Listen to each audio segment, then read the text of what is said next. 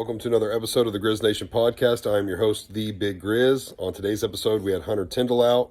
Hunter is a truck driver, so we got to talk about his trucking experience and what he does, where he hauls, all that kind of stuff. We also reminisced about some high school memories. He was a little younger than me, but still kind of ran around the same crowd, played sports, all that stuff. So we had a good conversation. Go check it out. Follow me on Facebook and Instagram. Make sure you check out the sponsor. I will put a link in the description below. Hell the Sun, go check it out. And thanks for watching. We'll see you in the next one. So what are you you've already bought it? Yeah, he wanted to like quick deed it, but What's that? dude, you tell me. I've been trying to my bank told me not to do it. Oh, okay. Pretty well. Yeah. Because he wanted to quick deed it, so that would just made it to where pretty much he would have just signed it over to me and I'd have paid him and it would have been done. Mm-hmm. But the bank didn't like that as far as when I would want to go borrow money on it as a construction loan or something. Right. So they want me to take it to a title company. So like I'm having my mom write up some contract and shit to take to a title company, and then I'll just have to pay them. So they get their cut. So then it's, That's I interesting. guess, legal. I guess I don't know. But So instead of just like buying it straight from the person, they exactly, want I some had kind to of like third party title involved. it, and that's what my parents said. Is you're just gonna have to pay the titler. They'll like make sure it's legit. I guess you would say, and then send it to the bank, and then it's all good. Right. So that's as cheap as I'm getting it. I was just like, yeah, I'll just roll with it. Yep. It's Right. already got weld, got electric. Yeah, So can't argue. what are you thinking about building?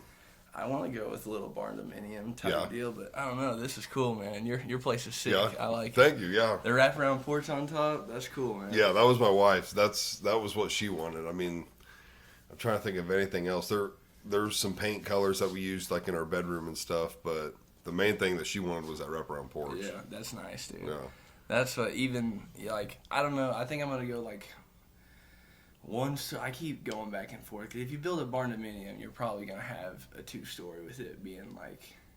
I watch a lot of videos and people say if you build a barn dominium to use like pole barn builders, and they'll build it way cheaper. And then you just go in and frame the inside up yourself, or Right. have a framer. If you don't want to do it yourself, you would have a framer do it. Yeah. But I would try and do it myself. I got enough buddies around and shit. I feel like I've heard people doing it out of like metal buildings as well. Yeah. Like using the frame of a metal building and Yeah. not wood. I mean, that'd be another option. Yeah, that's what I like. No matter what, I think metal roof and metal siding would be. We were going to do metal roof, and then just towards, we could foresee it was like, it's just not going to be in the budget. Yeah, for sure. Yeah, you have to start chopping stuff, which we built in a terrible time. Let's see, this is 24. Yeah, I was gonna ask you when you built it.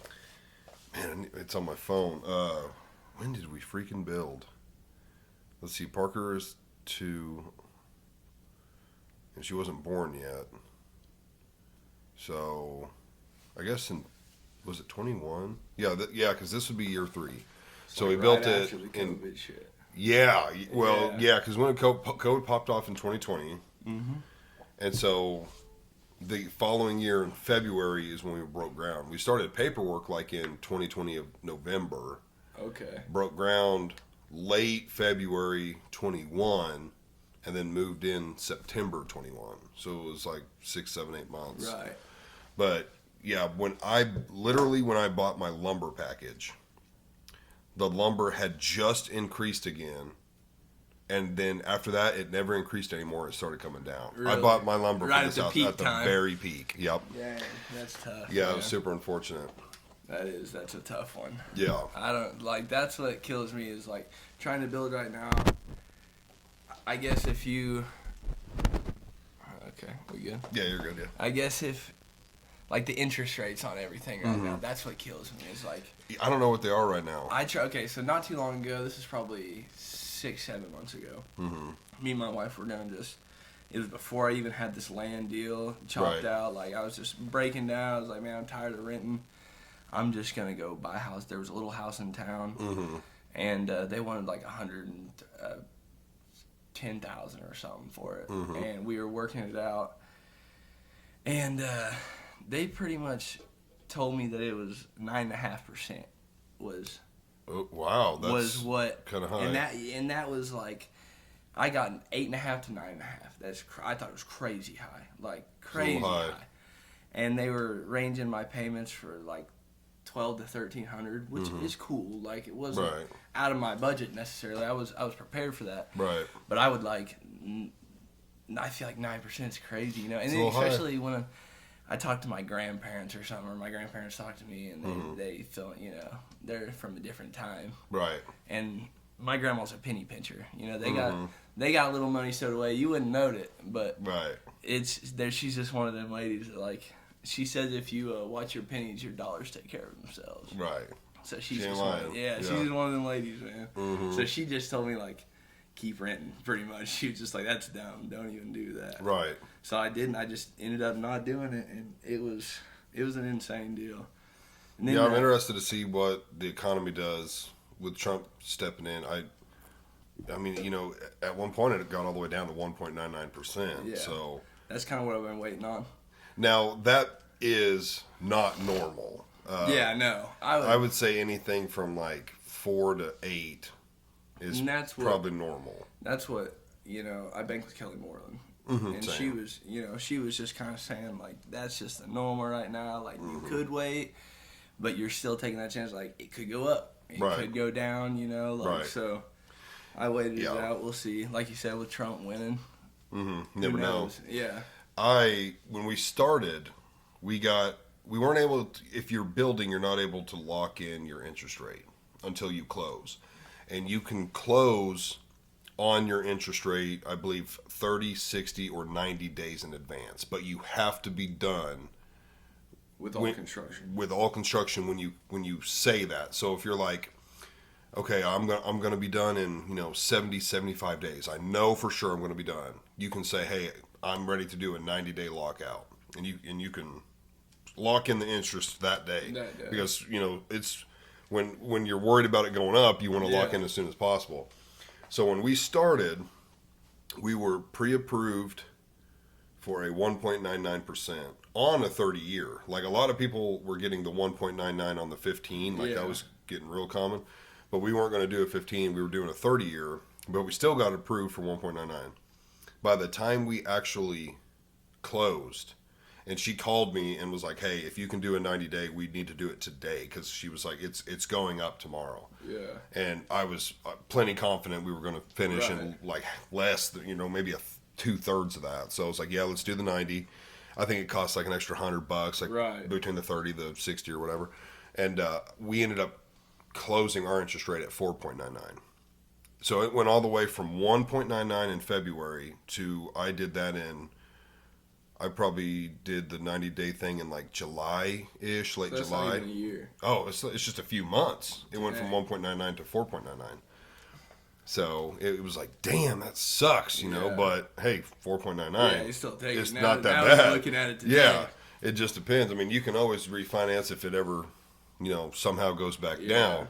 But yeah, it's better than, you know, 6, 7, 8, 9%. Yeah, for sure. That was my thing. I just didn't want to pay rent, and my rent's not crazy. Like, I've been renting the same apartment since like 2020, I think. Right. So like, I got it when rent was still cheap, and like he hasn't really hiked it on me. He hasn't been that guy. You know what I mean? He just left me alone. So when I talk to my friends and I tell them what I'm paying for rent, they're like, really, that guy got anything open? I'm like, yeah, but I mean, I can't guarantee it's the same thing. You know, it's a different time now. New people probably pay a different price than I pay. You know? Right. Dad's lived there for 10 years. Yeah. Oh yeah. And he just leaves me alone, dude. He's cool. Yeah.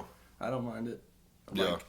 Sometimes renting's the move. I mean, we rented when we first got married for, I guess 2-3 years. Yeah. And it was cheap, and didn't have to worry about all this. And looking back, it's like I should have done this, you know, pre-COVID. But who the hell would have known all that was going to happen? Nobody. But I mean, in the end, it all worked out. But yeah, that was a crazy deal. That was before the COVID deal. I was still working out at the dairy farm, like for the Grasslands Dairy, the New Zealanders. So I worked out there in a villa. Yeah. And they just like, I was salaried, and they paid for your housing. So like, I got a house for free. Oh, sick! Yeah. So I just lived on farm, but it was like 11 days on, 3 days off was your work schedule. So you worked 11 days in a row. Really? And then you got 3 days off. So that was kind of brutal. Dude, it was, especially during, like, there was different seasons. So, like, during calving, it was crazy. You're talking, like, 16, 17, 18-hour days. Right. Every day for 11 days straight. And salaried on it. Yeah, salaried on it. And it's not a good salary, I'm going to tell you that. Right. Because they give you a house, you know, so they get you there. Right. And they get you on, you know, rent costs, and they'll pay your electric. So, like, I think my salary was like $28,000. Right. It was silly. Yeah. But I was 19 years old, single, and being retarded. So that's Right. where I was, you know, just making a paycheck. I don't even know how I ended up there, to be honest with you. My buddy Riley Fields worked there. I was going to ask if that's who you were working with. And he got me a job. Where was I working? I think I was working at Vaughn. I don't know, man. After You high worked at school. Vaughn's for a minute? Yeah. Yeah? After high school was a weird time for me. I had done a lot of things I probably shouldn't have done, drank a little too much. I think we all did right after high school. Right and after. then high And school. that's so, like, I was probably not a good worker. Jump Right. between jobs, you know what I mean? It was Right. just back and forth. But once I started the dairy, I was kind of coming out of it. Mm-hmm. And I worked there for, I think, like 2 years. No, I worked there from 2019 until through COVID. I got my CDL in March of 2021. I just turned 21. So I didn't start trucking until like that summer. I think actually right after that, I got my CDL. The day after Zach Gronkowski called me. Mm-hmm. He's like, hey, I'm like harvesting beans. Do you want to come drive this truck? I was like, hell yeah. Guess he, knew you just got a CDL or Yeah, something? my mom had posted on Facebook or something. Oh, Like, okay. He got a CDL, blah, blah, blah. Right. She posted some video of me. I was being a dumbass, you know, just being cocky. Like, yeah, it only took me one try, blah, blah, Right. blah. But it was an easy deal, man. Like, so I really should have got it when I was 18, because if you get it when you're 18, even if you don't do anything with it, even if you just have it from 18 to 21, it's just your end state, you can say you had experience. Oh, So right. I started out 21 years old, just got my license right in March of 2021 at 21 years old, no experience. When really I've got tons of experience between my dad and my grandpa. Just going back and forth between them, you know, my grandpa drove for Tyson's for 20 years, and then he started his own company, and which he still runs now. That's who I drive for now. You know? Okay, yeah. But after I got my license, then I worked for Zach for like a week. But it was just because it was just a seasonal deal. Yeah. Like I just ran for that week. Yeah. And then Austin Himes hired me, and I hauled cows. Yeah, we go to Hauling church with cows. Austin. Yeah, he's good. I like Austin, man. Yeah. He'd give you the shirt off his back. For Yeah, sure. yeah, he's a good dude. What's he hauling?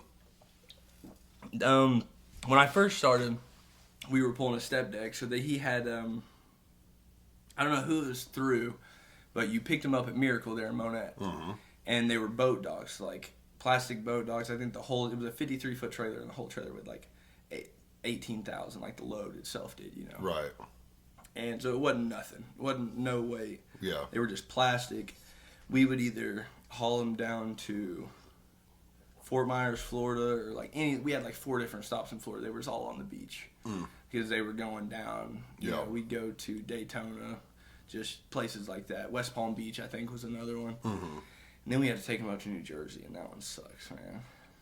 We would take them up there, and Just the traffic up there? yeah, oh man, in New Jersey, like especially north side New Jersey, south side New Jersey, like state-wise, southern New Jersey, it's like Amish country, like back roads, like around here. Yeah. Like small towns, no cities, so like you can get your truck around easy, just like I get my truck around here, you know. Yeah. But north is like there is more no truck routes than there is truck routes. Like I had to download to get out of there. One time, my first time up there, I'm green. Right. Yeah, I can see why nobody would hire me at 20. I really didn't have the experience Right, you just I thought don't I had. experience, Yeah. right. So I get out there, and it was one night I was hauling them docks, and they're tall. Like, so it's like 13.6, the max height that you can haul. Like, Right. That's why they had to be hauled on a step deck, so they were crazy tall. They just stack them up. Right. So then you've got bridge restrictions. Exactly. Yeah. So I get on this toll road in New Jersey. I'm like, I got to pay for it. Surely, a truck can be on it. Right. First bridge I come to is 12.6. Just dead, and I like had to stop traffic. We're talking 11 o'clock at night. I backed up. This is 3-lane.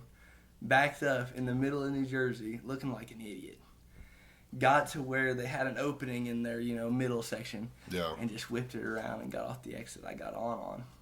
And then was sitting on the exit, just with my flashers on, letting people come around me. And their exits aren't like our exits. Really? They are like... like we've got like shoulders or a shoulder. Nothing. They'll put you on guardrails, and all of them are like, you can't just get off and get right back on. They'll spin you off to the side, and then you go right or left on the side road. Yeah. So you would have to like spin off and do a complete U-turn right there, and it's tight. You couldn't do it in a semi, Right. So like once you get off, you're off. Right. So I parked right there. People are barely getting around me. I'm like downloading this truck. I'm paying for it so I can find where the hell I can go and where I can't go. Right. Finally gets me lined out. Craziest route ever. I had to go like, some of the truck routes should not be truck routes. Like there's cars lined up in the, you know how like middle cities get with just cars lined up on the side of the road. Yeah. Crazy. I was taking you down stuff like that. Yeah, and it was just like, this is the truck route. This is where you're supposed to go. You couldn't get on the toll roads. Because of bridges. Because of bridges and stuff. So they had to take you down those little roads. Like Oh that. my gosh. And it was insane. I did that one a couple times. And the more you do it, obviously, the easier it gets. So Right. like by the third or fourth time, I had it figured out, and it wasn't so bad. And you start finding different routes Right. to go. Yeah. So I wouldn't, because obviously the first time I got myself in a sticky situation. Right. And then was trying to get out. So Right. I had known not to go there the first time and took a better route the second and third time. But the southern New Jersey was awesome. Like, the people are cool. Mm-hmm. It's just like two different countries, man. It really is. Like, you go out there, like, it's like Amish in the southern part. They're horse and buggies. You're 20 mile an hour. And then you got northern, it's like toll roads, people flipping you off. Right. Telling you to get out of their way. All from the big city. Going to work, wanting to get you. Oh, man, it's just crazy. So I tried to stay in Florida most of the time when we were doing that.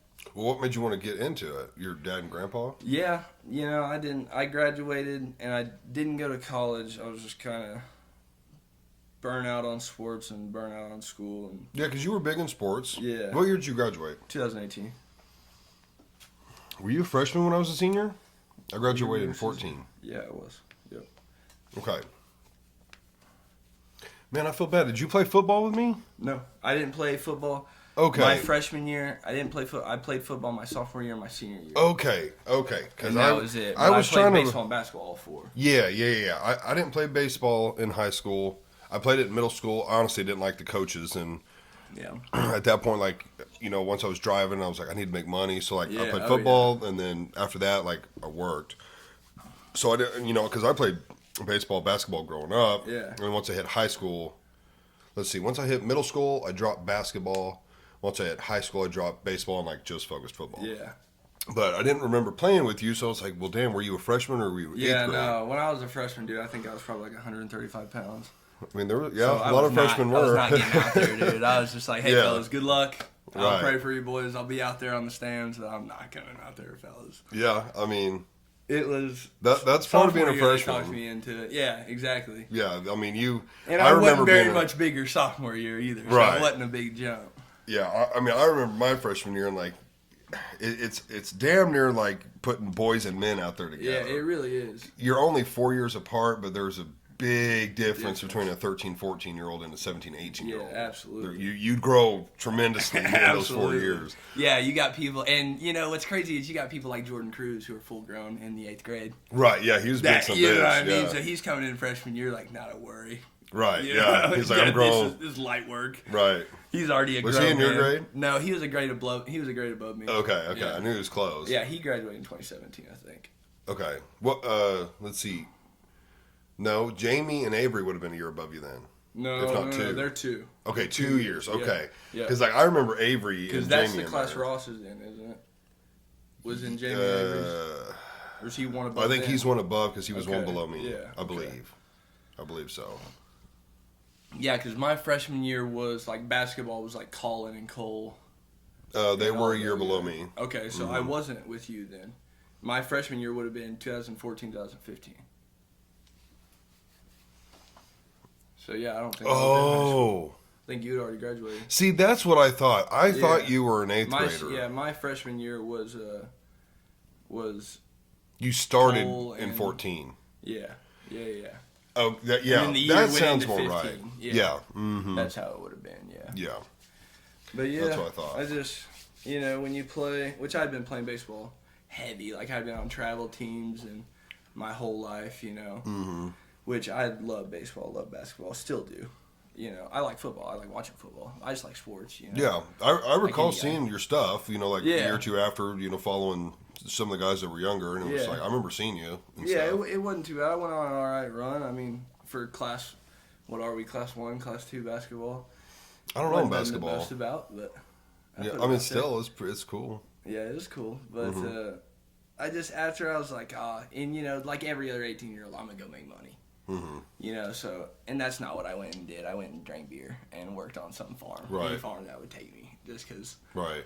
they don't care. I'd show up hungover from drinking with the buddies or whatever, and nobody cared. As long as you got your farm work done that day, they didn't care if you showed up at 7 a.m. or 10 a.m. Right. As long as you went and got your shit done, Not the milking operation. No, not to that was Right. they were, you had to be there 3 a.m. Right, They were yeah. on you, and that's what was crazy about living on farm. There was no, No oh, I privacy. slept in. Yeah, there was no like, oh, I slept in. Like, they'll come bang on your window.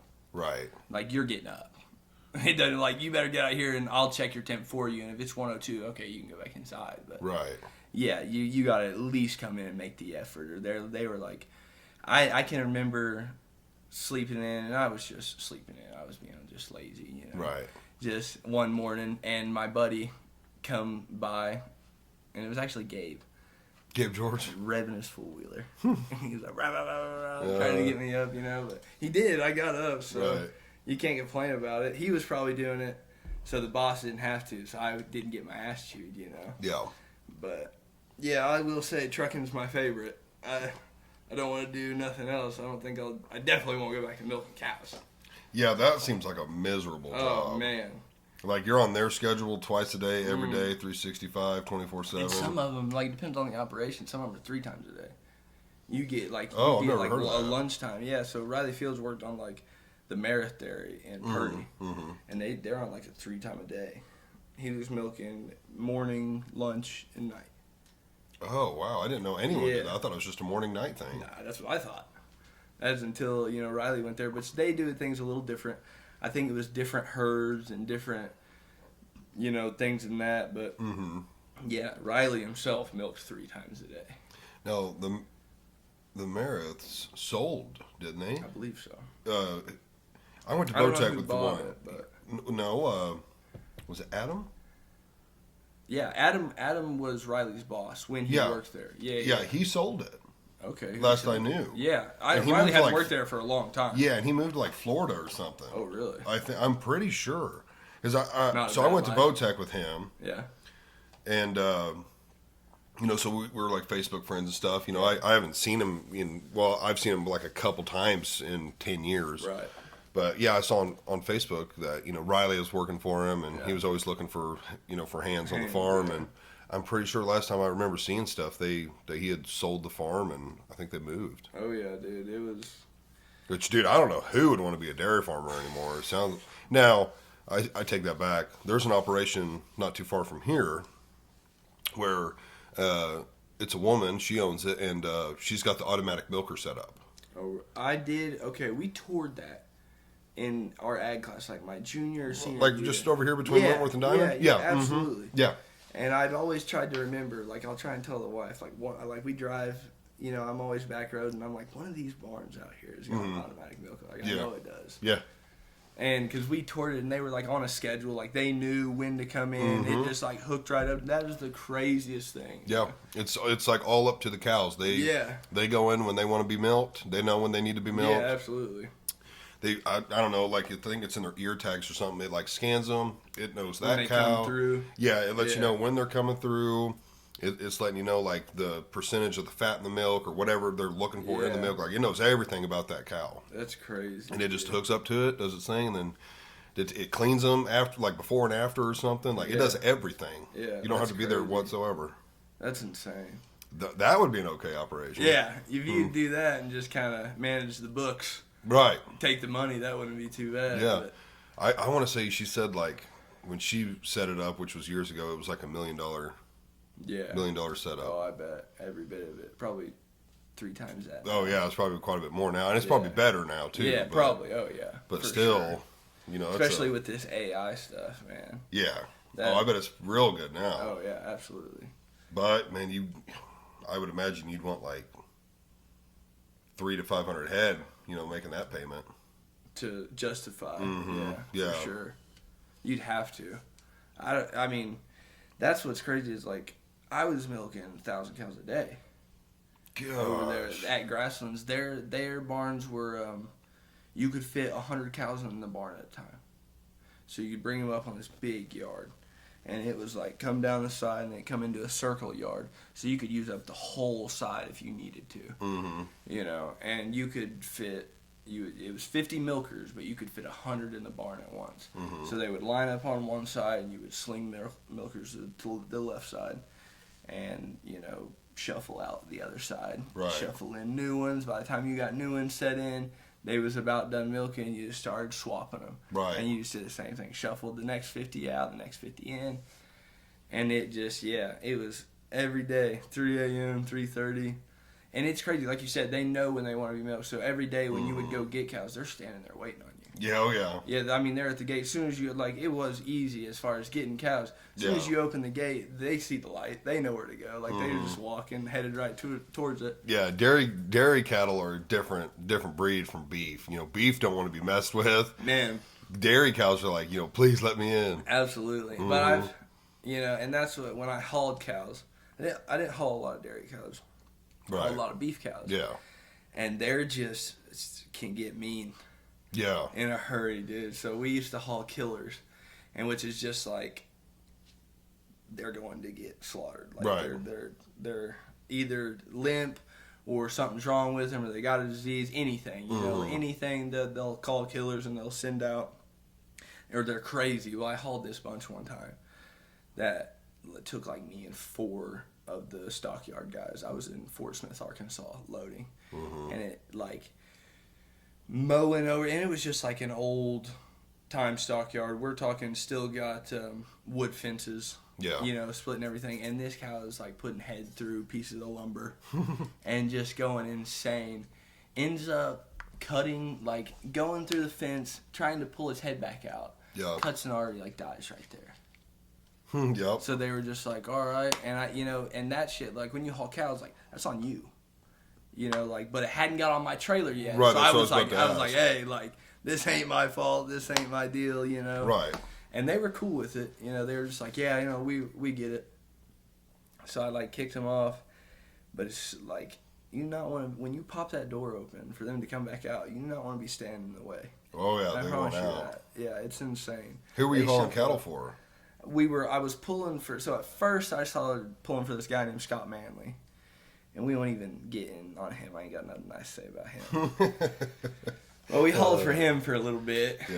And I ended up dropping his trailer, and I just told Austin, and, you know, I was real respectful about it. I was like, I can't pull for this man anymore. If I need to go, if you need your truck hooked to that trailer, I can go find another job. Like, I just can't pull for him. He was like, no. And Austin was cool about it. He was like, Moriondo's been asking me to come pull one of their trailers. So I hooked to a Moriondo wagon for a while. Yeah. And it was smooth sailing from then until I quit Austin to work for my dad. Mm-hmm. And then I ended up driving my dad's truck, which was leased to my grandpa's company. Mm-hmm. So my dad owned the truck, and then we just leased it to my grandpa, and he loaded me. Right. And I drove for him up until 6 months ago when I got my own finally. Oh, so you got your own truck now? Yeah, I got my own now. I had one, man, I've had my own since like 2021. I've been building one as a show truck, which I hope to have done by the Joplin Truck Show this year. Oh, cool. And then I bought a Freightliner that I could just go to work in. Yeah.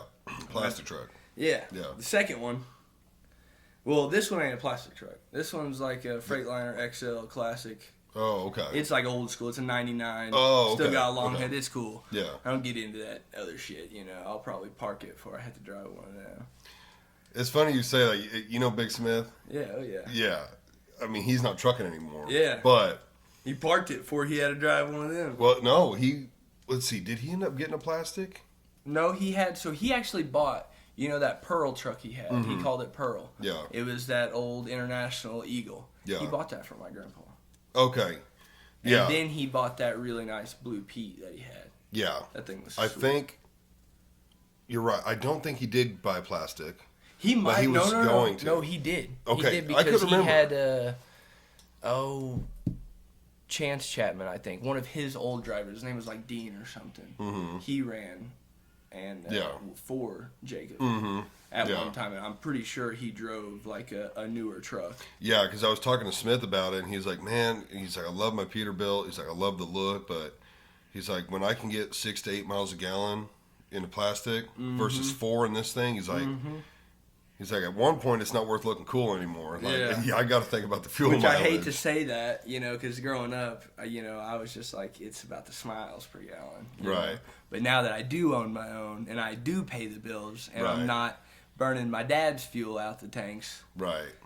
it is not about smiles per gallon. Right. I'm going Right. to tell you something. Yeah. Like, I can get, so if I stay out of it, and I've got a cat in mind, if I stay out of it, I can get 6, 6.5 on a good day. But that's pulling a flatbed, so usually my loads aren't crazy tall. I'm not dragging a bunch of wind. It's usually not the weight that gets you, it's the wind.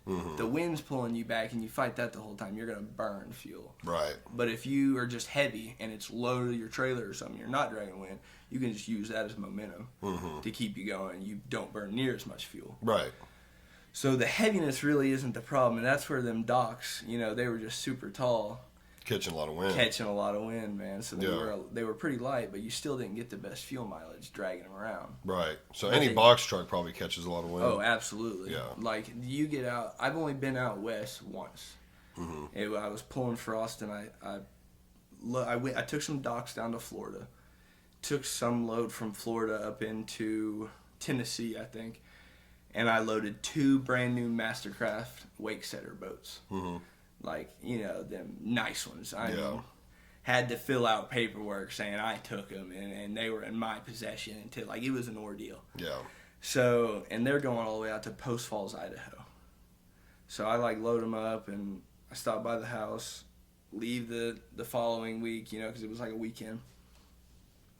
Get out there, out west, and they had to shut the whole interstate down. Out on 90 in Montana due to it started blizzarding real bad. So I got up in this truck stop, and the wind was so bad it was blowing box trucks over, just smooth. While over. driving? Yeah, Yeah. They were laid over in the ditch. Yeah, I've seen videos of I that. mean, it was just insane. So when you got back on, then, you know, it was like the next day at like 3 p.m. they started letting people back on. So you get back on, and that's what wreckers are just out there doing, just picking up box trucks or big reefers. Reefers blow over like crazy. Yeah. Just get picked up, especially like if you're empty. Yeah. They just pick you up and set you down, man. It's crazy. So you've got to drive in some pretty bad conditions. Oh, for sure. Yeah. Yeah, it's not always fun. Yeah, I would imagine like driving on ice has to be quite a bit worse nerve-wracking, versus yeah. like a car or a normal truck. And that's what, with the cow thing, you know, with the flatbed thing, the conditions get bad, you just pull over and I'll go to bed. You know, I get all cozy. Hell, I'll put on a Christmas movie and get on, you know what I Right. mean? I don't mind that. Right. But when you're loading cows and the weather gets bad, nobody gives a shit. Right. You have to keep going. You just keep going. You know what I mean? Mm-hmm. So I've got several instances. Like me and Shane Chapman took a load of cows one time out to Fort Morgan, Colorado. And we told them when we were leaving, it was a big blizzard out there. Like, everybody knew it. Before we even loaded these cows in eastern Canada, it was like, can't remember where we loaded them. Maybe Fort Scott, somewhere around there. Mm-hmm. But they're like, oh, no, you'll be all right. You'll be all right. Just load them and get them up there. So what do? We load them. We get them up there. There's road closed signs. If it's snowing sideways, me and Shane are ignoring them. We're going around these signs Right. and just keeping on the roads. We get in the middle of this town. We're just cruising through this town. It's a ghost town. Like, it's just white. Nobody's there. You can't see from me to the wall. Right. to you, you know, and it's just all white, just blizzarding like crazy. And all of a sudden I see blue and, you know, red flashing lights, and there's 2 cop cars parked at the edge, blocking the road. I get on the brakes and just start sliding. Slid, and they're like this probably. So the dude sees me, he pulls this one up. I had to like slide off into the ditch, slid off, get stuck. They're like, hey, the road's closed way back here. Like, we got in trouble because we were passing road closed signs. Right. They're like, you guys cannot be out here. They shut us down. We had to hire some farmer to come pull me out of the ditch that I was in. No way. Then we had to hire that same farmer to bring us back hay. We unloaded these cows right in this little town. I don't even remember where we were. Right in this little town, we unloaded these cows at their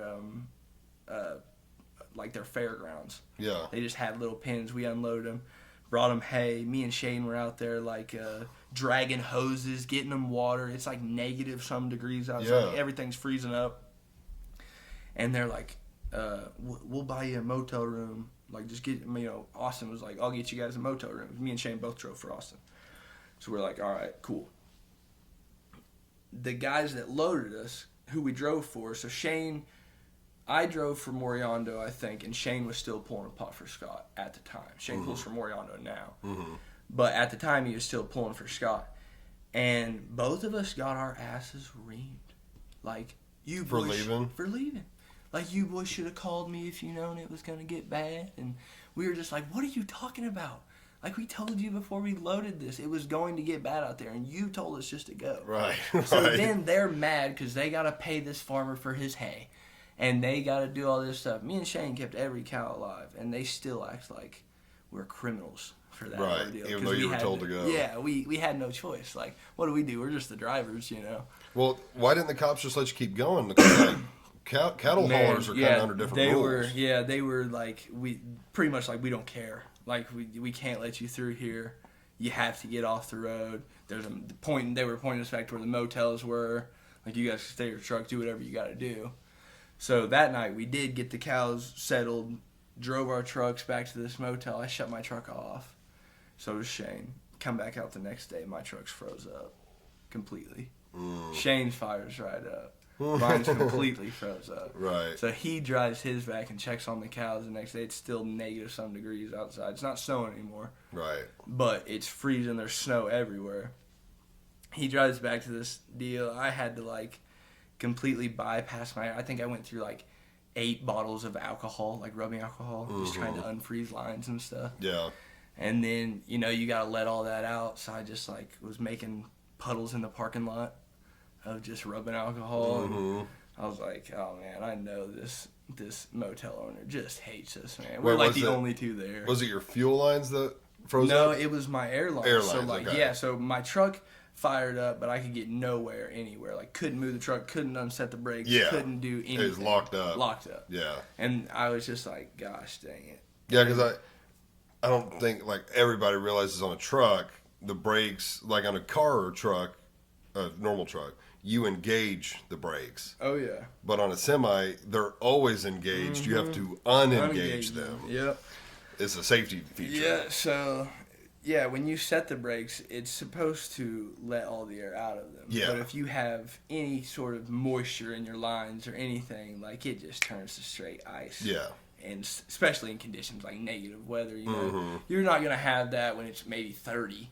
Right. Or, you know, right at freezing. But when it gets down in the teens and single digits, and you got to add, I've had fuel gel up to where the truck just quits running. You got to, and a lot of old timers, like, they won't even buy that. You know, there's like that 911 emergency fuel stuff. Howls yeah, exactly.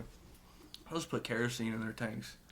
Yeah, I've heard good and bad about some of that stuff. I've heard a lot of bad. That's why I've never done it. I've heard a lot of bad more than anything. I've heard some people say that there's like a couple of specific brands that they like and trust, but you know, around here, it never really gets to me that cold. Like, we've had some mornings so far, like this, to me, this winter's been really mild. Of course, it's not even winter yet. We're a couple days away, but we didn't really get much of a fall. It just kind of was hot, and then Yeah. Kind of cooled off there real quick. Yeah, like... I think we had a week of 70-degree weather. Yeah, and then it dipped, but we haven't had anything crazy like just, highs of 30 to 35 for weeks on end. We haven't had anything like that. So, I mean, I've plugged my truck in a couple times, but mainly for comfort for when I leave at 4:30, just so it gets a little warmer quicker, yeah. But, because I'm assuming semis are the same way. They take a while to warm up. Oh, yeah. It's like cold starting them is crazy. Cool down real quick, too. Yeah, and I'll be honest with you, I don't plug mine in. I don't think any, especially them older ones, like,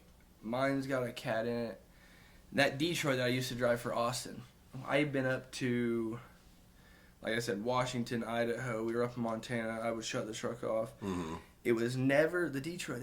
That Detroit would fire if it was -30. Right. It would fire. It was the craziest thing. Mm-hmm. It was always the airlines or something stupid that was messing me up. As far as the motor, like that thing would fire up every day. Now, if you had kept it running and kept the air engaged and all that. Yeah, if you keep the air to it, it's got to be like crazy. But they also have like. Stuff you can put in that's like anti-freeze for your air stuff, Yeah. But if you don't do that and you keep your air engaged, like it's got to be crazy cold to freeze up with it already circulating, you know. So I would imagine like trucking in Canada or Alaska, they do some different things to keep stuff from happening. I bet it's insane. Like I told my grandpa, like my goal with this truck I'm building, we found a couple loads that like load and go to Alaska. Mm-hmm. Like I would do that midsummer or something, July or August, because it's like southern Alaska, nothing crazy.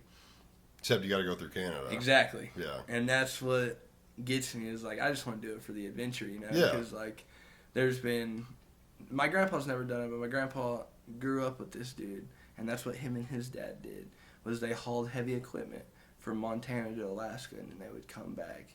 It was for some company, I don't know, but this is back in the day where there wasn't GPS and I couldn't have done it back then. They were taking dirt roads off of mountains. Yeah, it'd be tough looking at a map, figuring out where you're there's going. absolutely no way.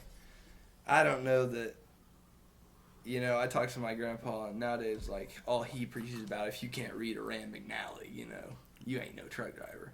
Well, I'm here to tell you, I can't read a Rand McNally. What do you use, your phone? Yeah, I use Google Maps, Like, I just to. put it on satellite. Mm-hmm. So I'll like wherever I'm going, I'll just zoom in real big, and you can eye it off satellite maps and know like, okay, I can get a truck in there, or okay, I cannot get a truck in there. Like you can tell if you actually look at it. Now they have specific maps for truckers that that was like stuff. I was telling you, them trucker maps that I had to pay for out in New Jersey. Yeah, I think Smith said he ran them. Yeah, then I just quit messing with them once I got out of New Jersey because I paid for it for that first month. Mm-hmm. And then once I got the routes figured out, I just didn't pay for it again. Right, so like, I got it. Now I know, But as a whole, I would say New Jersey's a 4 out of 10. It's not fun. Not a fun place to be. What are you hauling now? I pull a flatbed, and so it's just we got a customer that I haul a lot of pipe for. I've got another customer that I haul a lot of lumber for, and then in between there, if stuff isn't busy there, I'll just kind of pick stuff off the load board. Like I pay for a load board on my phone, so I can just call and like book loads or email somebody or whatever the contact is. Yeah. What's your schedule look like? Like typically home on the weekends? Yeah, I'm usually just Monday through Friday. Like when I was cow trucking, I hauled a lot of Saturday night shit. Because it's, when you're cow trucking, it's whenever the stockyard's having sales. So they had a Saturday night sale in Buffalo. So when I was pulling cows, it was like every Saturday night I was in Buffalo loading, going somewhere, West Kansas, whatever. And then Monday night you're in Joplin. Yep. I think Tuesday night is Lebanon. Wednesday night back in Joplin for the cow sale. So, like, they're all over, man. I think Springfield's in there Thursday or something. So it just gets crazy. But flatbedding is business to business usually. So it's a Monday through Friday business for the most part. Yeah. Like, sometimes I'll unload on a Friday and reload something, and I'll come home with it on. And that's the good thing about flatbedding is it's just product. Like, or equipment. It just sits right there downtown, and then I'll leave and go deliver it Monday morning. But I get to stay at home on the weekends. You keep your semi at the apartments? Yeah. I feel like I've seen it there before. Yeah, I don't think Ed likes it when I do, but yeah. I do. Sometimes I'll unhook it to back it up to like strip my bed and wash my bedding, and it's only when I'm like not gonna be using it for a while. Yeah. And I'll bring it up there so it's right there, and I can wash all my stuff, and I'll Yeah. detail it and wash it up, and then it just fits perfect right in between them two awnings. So I Yeah. have to. Yeah, I have to. Yeah, I thought I've seen it there a time or two. Yeah, it's up there right now. Actually, when I left. My grandpa's got this little like Thursday night run he does for this guy. He's one of his buddies. I don't know, but I go up to like a True Value place in Belton, Missouri, and I pick this trailer up right there in Stock City, and it's empty, and it's just a big dry van, 53 foot, and you go up to Belton, which is just south of Kansas City, Okay. off of 49, and you jump off there, and there's a little like True Value place. I just drop that empty trailer on one side of the parking lot, drive around, the security guard gives you some paperwork, and you drive around, and there's a loaded trailer on the other side. And I pick it up, and I come back. So I didn't have a good week last week because just some things didn't go our way. So my grandpa was like, here, do this for me. You know, that's a quick little paycheck for you. Because the guy that we do it for, like, as soon as I get back, he's got a check waiting on me. So Right. like, I don't got to wait to get paid. It's just a...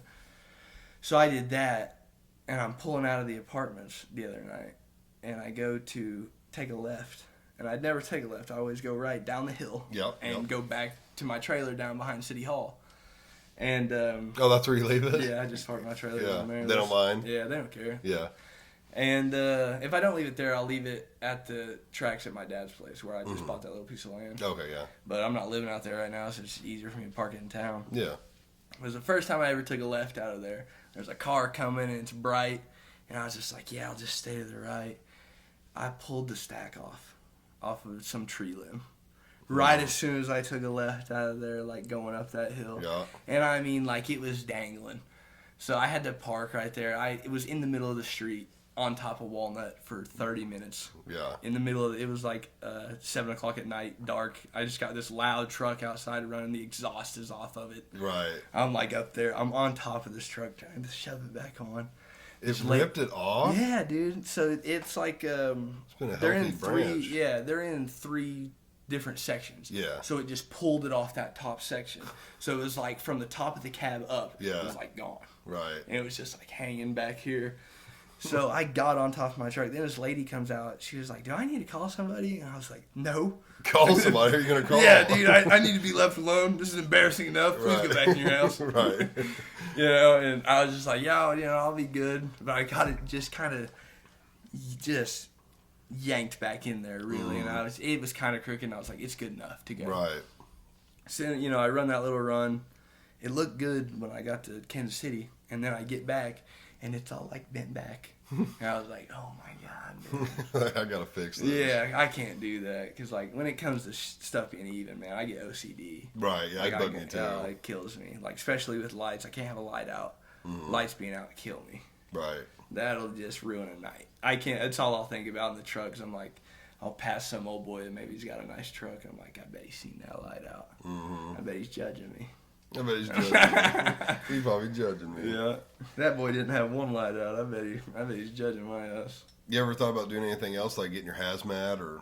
You know, I thought about getting my hazmat just because there are some loads, like flatbed wise, that they require a hazmat. I should get it no matter what, because some of these loads require hazmat, and I don't know what they are because I've never loaded them.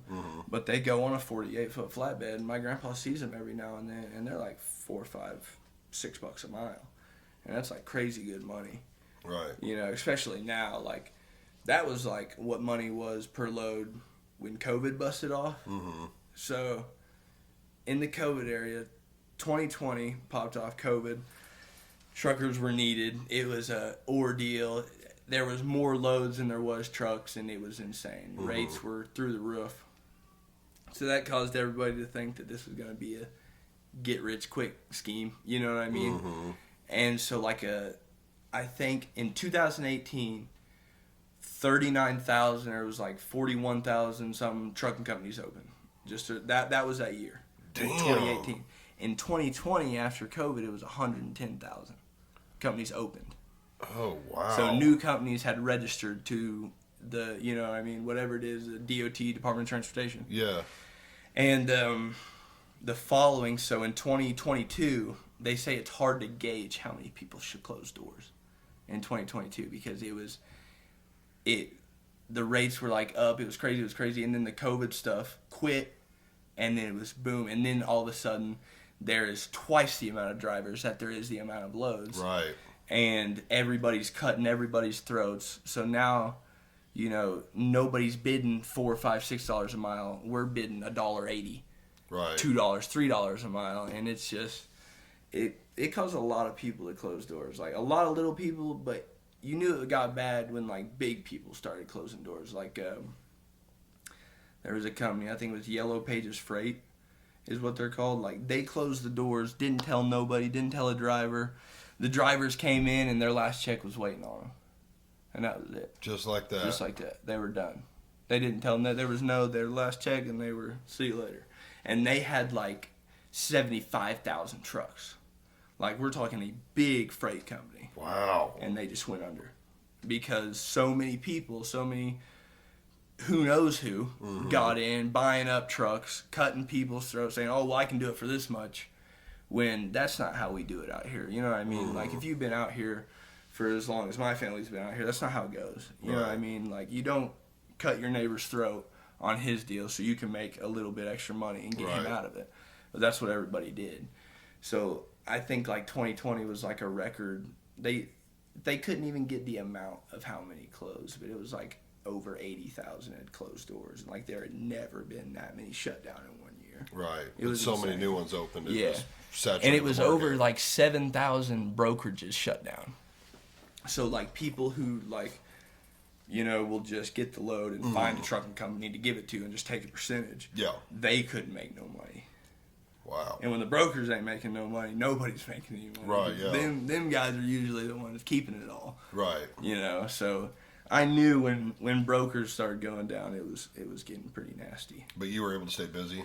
Yeah, I mean, for the most part, that's what, having customer stuff really helps out, man. That's where, like, being local and just trying to do your own networking and that kind of thing. Like, I've hauled random stuff for people. I've hauled hay. I've hauled just anything that I could haul to stay busy, Keep the wheels turning, keep the revenue going, So if you can do that, and luckily we were able to just to keep going. Like it's getting a little bit better, but I'm hoping with Trump saying that he's going to open this pipeline back up and just start drilling, like that is a major direct positive for my business because I haul a lot of pipe. So you're gonna be hauling pipe to them. Crazy amount of pipe. We haul pipe now and it's slow. So like when in 2018, I think my dad was making crazy money. My dad started trucking, I think, in 2015. He bought his own, and he was just leasing around and kind of trying things out and doing some power-only stuff. And then in 2017, he started Tyndall and Son, and I started kind of like, I just went with him and helped him. I didn't have my license. I was still 17. I was in high school playing ball and stuff. Yeah. But he started it up, and he actually ended up wrecking. And before I was at the dairy, and he wrecked the truck that I learned. He like passed out at the wheel, ended up wrecking. Really? Yeah, over there in Kansas, like he was hauling hay, and we were still leased at this time. We were leased to a company called Macintosh, and they're out of like Willow Springs, and they're good people. I think. I mean, I don't think my dad had a problem with them. But in 2018, 2019, my dad said he made ridiculous amounts of money. Like he was doing Monday through Thursday, home on Friday morning, Thursday night, and he would bring home $5,000-$6,000. Right. Like it was just crazy money, and it was because the pipeline. My dad was hauling just pipe. My dad was hauling like aluminum logs. He would load out of Monette and go to like I think South Dakota somewhere. Or it was like $5 a mile. Paid like $1,800, and he would. $5 a mile is crazy. Yeah. Crazy money. Because I think so operating costs right now with fuel the way it is, and this is back when. So when he was doing that, fuel was $1.89 on his fuel card. That's what he was getting fuel for. Really? $1.89 a gallon. So Diesel got down to that cheap? We've got, it wasn't that cheap at the pump, but we've got like stuff on our phone. So like, if you're a company, there's Mudflap. We run through TCS, so that's who factors our bills for us for a percentage. Well, they also have a hand in. Don't know how they do it, but like, okay, so right now at the TA, the brand new TA there in Mount Vernon, yeah. I think it's like I filled up there the other day. It was $2.72. That's what I got for, and at the pump it's still like $3.15. So we get discounts for using a TCS card and letting them factor our bills for a percentage. Like, so it's worth it. It's worth it, yeah, for sure. It's like you pay 3%, but the reason you pay 3% is because like when you book these loads with people, they have 30 days. Some of them have 60 days to pay. That factoring company for a percentage will pretty much front you and they'll pay them. Right. So like you'll get paid the following week. So like if I worked, this week, Monday through Friday, I'll get paid for it next Friday. Right. Because that's when they'll pay the company, rather than me having to work for 30 to 60 days before I ever saw any money. Right. That's where it gets seed, and that's where in the cow hauling game, there isn't factoring companies. We're talking old farmers. A lot of people get screwed in the cow game. Right. I wanted to bring that up. You, I believe, shared something on Facebook about, I guess someone, I don't know if he's around here or not, but yeah, he's known for not paying his loads. Yeah, there's a bunch of people around here. I'm not gonna put anybody on blast. There's a lot of men and women around here that are in the cow game, and some of them I've heard are like on the run, not showing their faces, not. How do they get away with that? I don't know. I've been asking myself that question for a long time, because like Shookman, the problem with him is I think he got too big too fast. Like he went and did what I was just saying about cutting everybody's throats. He cut Moriondo out of a lot of deals. Like he went up, bought a bunch of trailers, needed to put these trailers to work, so he went and cut throat. And he was like, "You don't haul cows." I've never hauled cows for less than $5 a mile.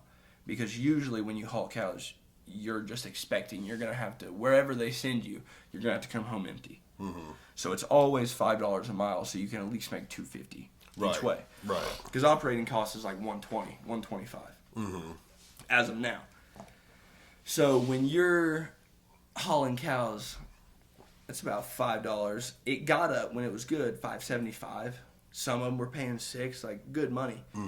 And Shookman was cutting people to $3 a mile, $3.50, just so he could get the loads, he could keep his trailers busy. Yeah.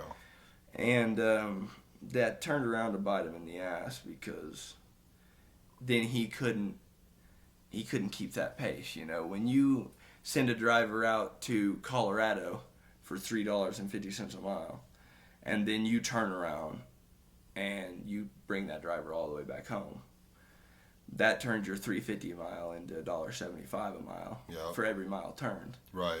And now your operating cost is $1.25. That's before you pay your driver. Right. You can't make no money like that. Right. There's 50 cents a mile. Yeah, there's just no way. That's before you pay your driver. Right. So now you got to pay him who knows what, and that's why a lot of drivers don't get paid. Because I've heard a lot of Shookman drivers, straight driving for the company and not getting paychecks, and they drive for the man his trucks, and they're not getting paychecks. And then you get guys that own their own trucks like myself, who are trying, like they'll call Shookman, or maybe Shookman calls them, and they're like, "Hey, I got this load, can you cover it for me?" And you do Shookman a solid and run all the way out to Colorado for him for $3,500, and then he just doesn't pay you.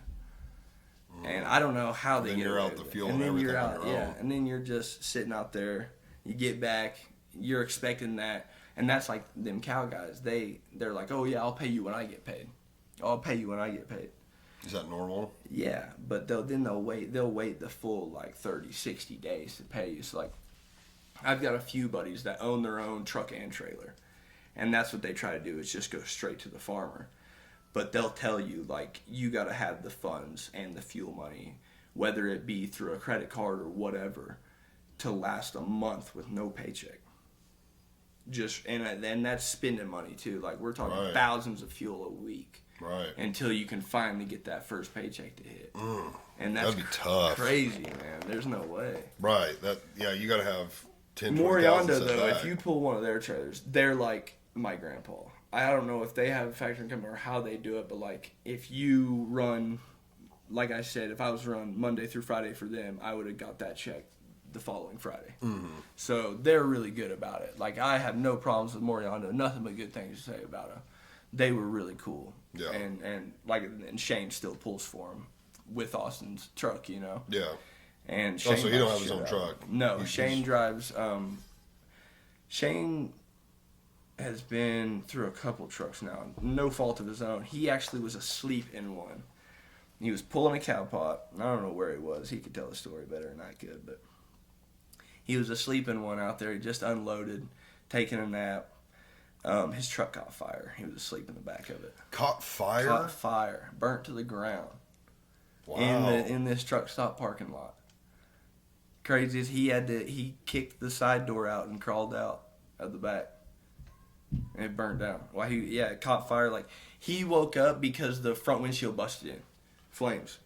Wow. That's when he woke up. So it was a little risky. It was already getting big when he woke. It busted all over. It was insane. And that's Austin owned the tow shop at that point. So that but the insurance wouldn't let Austin go get it because it was like a conflict of interest. Right.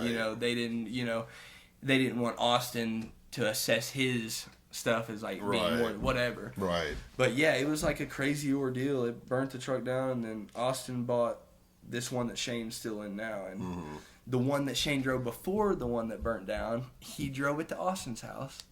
And Austin lives off of 44, but off a back road a little ways. Like, he ain't just right off where, like, you got to know where he lives. And we parked that. He drove a 386, a blue 386. And Austin was going to change the oil or something that night. So me and Shane dropped it off. And we leave. Wake up the next morning. It was stolen out of Austin's driveway. Sped down that back road until it got to the T. And he drove it off into all the posts, into that field. Just totaled it. And then just left it there. So when Austin didn't even get very far. Nope. When Austin realized, holy shit, my truck's gone, he obviously went driving, got down to the T, and it's wrecked in the middle of the field. Somebody had just took it, and Shane was driving it. So when the truck burnt down, he was like, it's always mine, huh? It's always the one I'm driving. He's just bad luck. Yeah, I remember running into him. It's probably been a couple years ago. He said he was trucking and stuff, and said he was liking it. Yeah. Do you enjoy the driving? I do. Yeah, man. I don't know. It jacks me up, man. I get out there. I like the truck part of it, man. I don't know that it's... I think I just have gotten used to the driving, probably. To where now, like, when I first started, yeah, it was probably like, I got to do this many miles this week. This sucks. Right. But now I'm just used to it. I've been doing it for 3 years. I'm about to be 25. I've been doing it since I was 21, so at least 3 years. Yeah. And I don't know, man.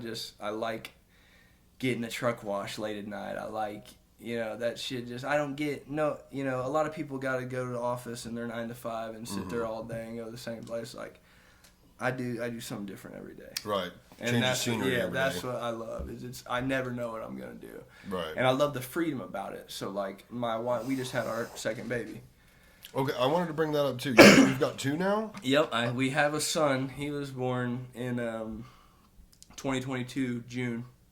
Oh, for some reason I thought this was your first one. Nope. Oh, okay. He's my little trucking buddy. Okay. He lives with me. My grandpa hates it because his insurance company doesn't allow it. Oh. But that's how I grew up. You know what I mean? Right. That's how I learned. So what does he expect? Right. So I just take him with me still. I just don't tell him. Just don't tell him. But yeah, we had her, and it was getting close to the due date, and it's one of them deals that, like, I was just like, yeah, I'm not going to go to work this week.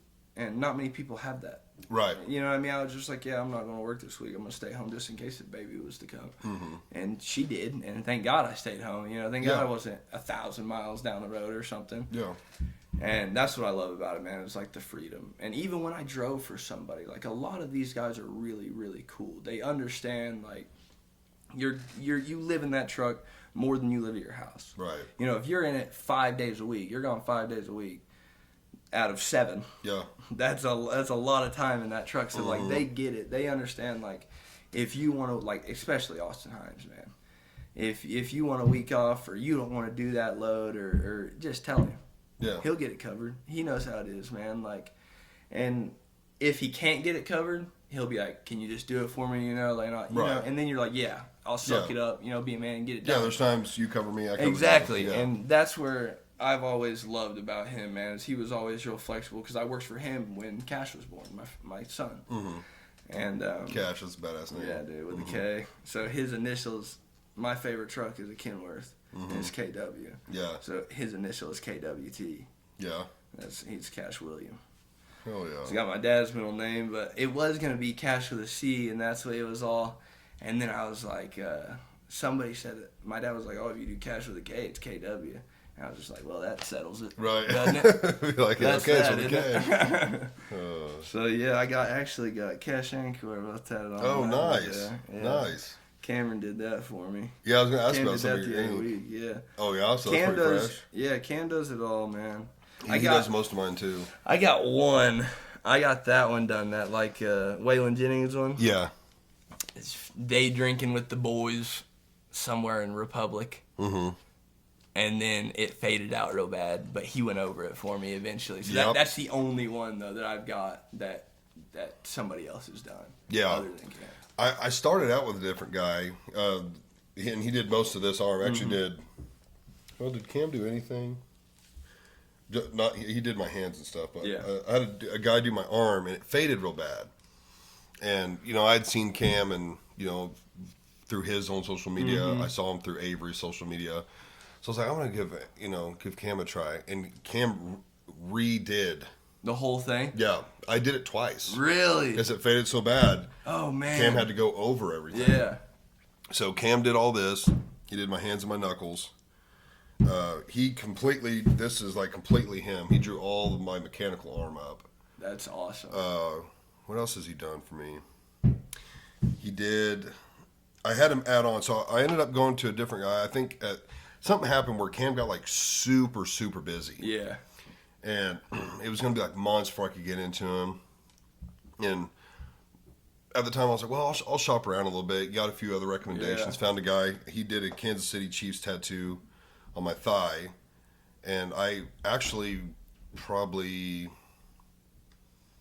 6-ish months ago, it was probably longer than that, I went back to Cam to add on to that tattoo because I got each Super Bowl win. Oh, yeah. So I had him add the 2 more Super Bowl wins to it. But I went to a different guy for my back. But I'm pretty much like, hey, from here on out, I'm just going to go to Cam. Yeah. So, Oh, yeah, dude. I mean, I was really satisfied with the guy that did my back, but I'll tell you that story not on the pod, but he's just different now. Yeah, no, But, I hear you. You'll have that. Yeah. So, and I got one in Florida, but yeah, like I've got ideas for the future. But man, you have kids. Oh yeah, dude. Because I did all this before we built and had kids and Really? stuff. So it was like when I did my back, I went every 2 weeks for 4 months straight. Yeah, I was gonna say you got a lot of ink. I know you had to be pretty steady on it. Yeah, I was very steady. Like the first one I got was the nails and the thorns here. Yeah. And I went and got it, and I almost bitched out. Really? So it was a guy Neo show. Maddie and I drove over there, and we went and got something to eat because I was green at the time. Oh, yeah, so I was for like, sure. I've heard you're supposed to eat before and like you Yeah. want to be hydrated.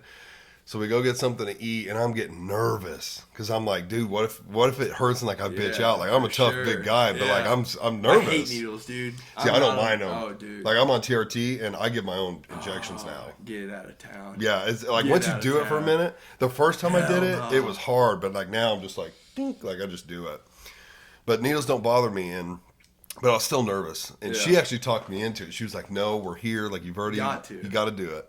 So I went and had it done, and he only went to like here. Yeah. He didn't connect it. Yeah. And it really bothered me. So I hit him up and I'm like, hey, I want to go ahead and connect That's it. tender under there. It was. Well, that's why he didn't want to do it because it's kind of in the armpit a little. Yeah. And he's like, it's going to swell real bad. I'm like, you're not going to have much time. I'm like, well, I still want to do it. So did it. Got it finished like a week or two later. And then after that, I was like, I want to do this. I want to do this. Kept going and going and going. Well, within like, I don't know, probably 6 months, I pretty much had that arm filled. Yeah. Give it another couple months. I'm like, these are light. Like, again, I'm green. I'm like, maybe they just get that light over time. But they were just fading real bad. They were fading real bad. So that's when I hit up Cam. Because I wanted to do, since a kid, I wanted a mechanical arm. Yeah, oh yeah. So I was like, I'm going to go to Cam, see about doing the mechanical arm and just have him look at this arm.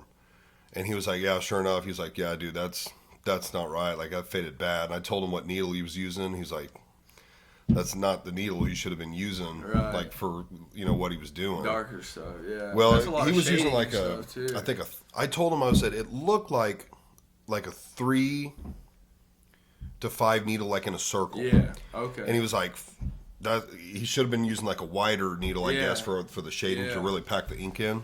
That's what Cam used. And he's got a heavy hand, dude. He's funny. You ever watch him tat Ave? No, well, not in person or nothing. It's hilarious. Why, what's he do? Because it's just like so Abe's got a sweet tattoo on his stomach. Yeah, like that belly button it's half finished. Look painful.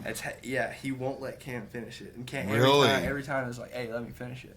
Why not? Because it hurts so tender. Oh, I imagine. It's so tender. So he's like, you do it. He's always telling me, like, you get a chest tat. And I was like, I chest want or stomach? It's both. He said the chest isn't as bad. The stomach is terrible. Like, abs right here. Like, everything is just tender. And, he just, like, if you're just a normal customer and you're like, oh, that hurts, like, he's going to stop and give you a break. Right. Cam's tattooing Abe, he's just like, keeps going. Pussy. Yeah. Yeah, he just keeps hammering on him. Yeah. So that's probably why he doesn't want him to touch his stomach again. Right. He just hammered on it for an hour or so. I have never tapped. I've been close. I've made, I don't know who's here. I've made a call on my back. And I made a call on my chest. We did the outline on my chest. Mm-hmm. It's a big crow, goes from shoulder to shoulder. And we did the outline. And I am sweating. I mean, his seat is drenched, and I am struggling. And we get done with it, and he's like, man, I think we can finish. He's like, I think I could probably finish it today if you want to stick it out. And I really did actually like want to leave because I needed to go. It was a Friday and I needed to go to the bank. And I was like, you know what? Like, one, I do really want to leave. Like, I want to go cash my check. And two, like, I was done. Yeah. And I was so glad I did finish because there was no way in hell after going back a couple weeks later and doing the shading. Yeah. There's no way I would have lasted through the shading because I had the same problem with the shading. Yeah. Like, he started on the ends and worked his way in. So, like, he did this side, he did all the wings, and then he came over here and did all the wings. But when he got into here on the wings, I thought it felt like he had kept going and was, like, doing parts of the body of the bird. Because it hurt so bad. Like, it was hurting so bad, I assumed he was on the sternum. Yeah. Because the sternum is a different story. Yeah. So we get done. And I'm like, oh, man, I'm so glad that's over. He's like, yeah, go check it out. And I go look, and the bird, which is right on, or the body of the bird, which is right on the sternum, was not done. No. And my heart just dropped because I knew what was in next. Yeah. And he's like, yeah, we just got, the sternum to go. The toughest part. Not even the toughest part. And at this point, I'm already like, I get out of the seat and it's just soaking wet. Like, my hair's on my back, so it's wet. And I'm like, all right, we got to finish it. And, sat there, let him finish it. And, like, even now, if that tattoo went away and I had to redo it, I'd really have to talk myself into doing it again. I've been wanting to do a chest feast, but I've been just kind of, then that's why. Like, it's a little brutal. I don't like needles, but on, like, the arms and stuff, I can handle it, you know? Like, but I don't know how I'm going to feel when I got to, like, lay back and let him hammer on the chest. It was a little brutal. And the funny thing is I want to add to it because, like, I mean, it's a big chest piece, but, like, in my opinion, they're not, like, big true pieces until like the whole thing is Right, covered. yeah, Like, yeah. and I don't know if that's a good way to look at it, but so I want to Everybody like, has their own different opinions. yeah, like it is a big piece, but I want to fill in all the voided spots. Like Yeah. that's what I like. I like no skin left. Yeah. Want to fill everything in. So I want to go back through and I'm going to add like a bunch of flowers that Maddie likes and like, I don't know, get something for the girls or whatnot, but like Yeah. fill in everything around it. But I'm like, oh my God, I got to redo my chest if I'm doing that. Oh, I'm going to get yeah. up on the collarbone and everything. It's brutal. But my back, we did it like in sections. Yeah. Oh, have to. So probably. he did the crucifix first, which is like dead center Yeah. on the spine, which the spine is pretty tender. And then he did, I think he did that full piece in like one go. So the shading and everything. Yeah. But then I've got a face on each side. I've got like a skeleton bat type creature on the bottom, Right. a hell scene on the bottom. All of that was done in like line work first and then shading. Yeah. So we did like, I think he did the line work on one face, and then when I went back, we were going to do the shading on one face, and then like Right. do this side twice, and then everything twice, like Yeah. shade or line and then shade. It wasn't like all the line work and then all the shading. Yeah. Well, he does the line work on one of the faces, and that was cool. And then it was shading time. Well, the shading took like probably 2 sessions on each face. Yeah. So he would like shade a lot of it, and then want to go back through and start adding details and like finish shading and Yeah. blend and To the whatnot. inside, yeah. Could not do that. I Sore. couldn't sit Yeah, for it. tender. Literally. So like I'd be in the chair like this, and or laying down. I think it was kind of 50-50. Yeah. But he would go over where he did like an hour or 2 or 3 Yeah. before. Oh, hell no. I couldn't take it. I literally would like I'd go like that and like pull from the Oh, yeah. from the needle, and I'm like after that first time I was like, hey, you got one pass. Yeah. When So, you, like, especially you- when you you- let them set for that long. Yeah, because I would sit for so it was an 8 hour. Each time was an 8 hour day. Yeah. I would say in that 8 hours, we tattooed for anywheres from like 5 to 6 hours. Yeah. There was probably like roughly 2 hours worth of breaks because they would typically buy my lunch, Right. and you know we'd have a lunch break.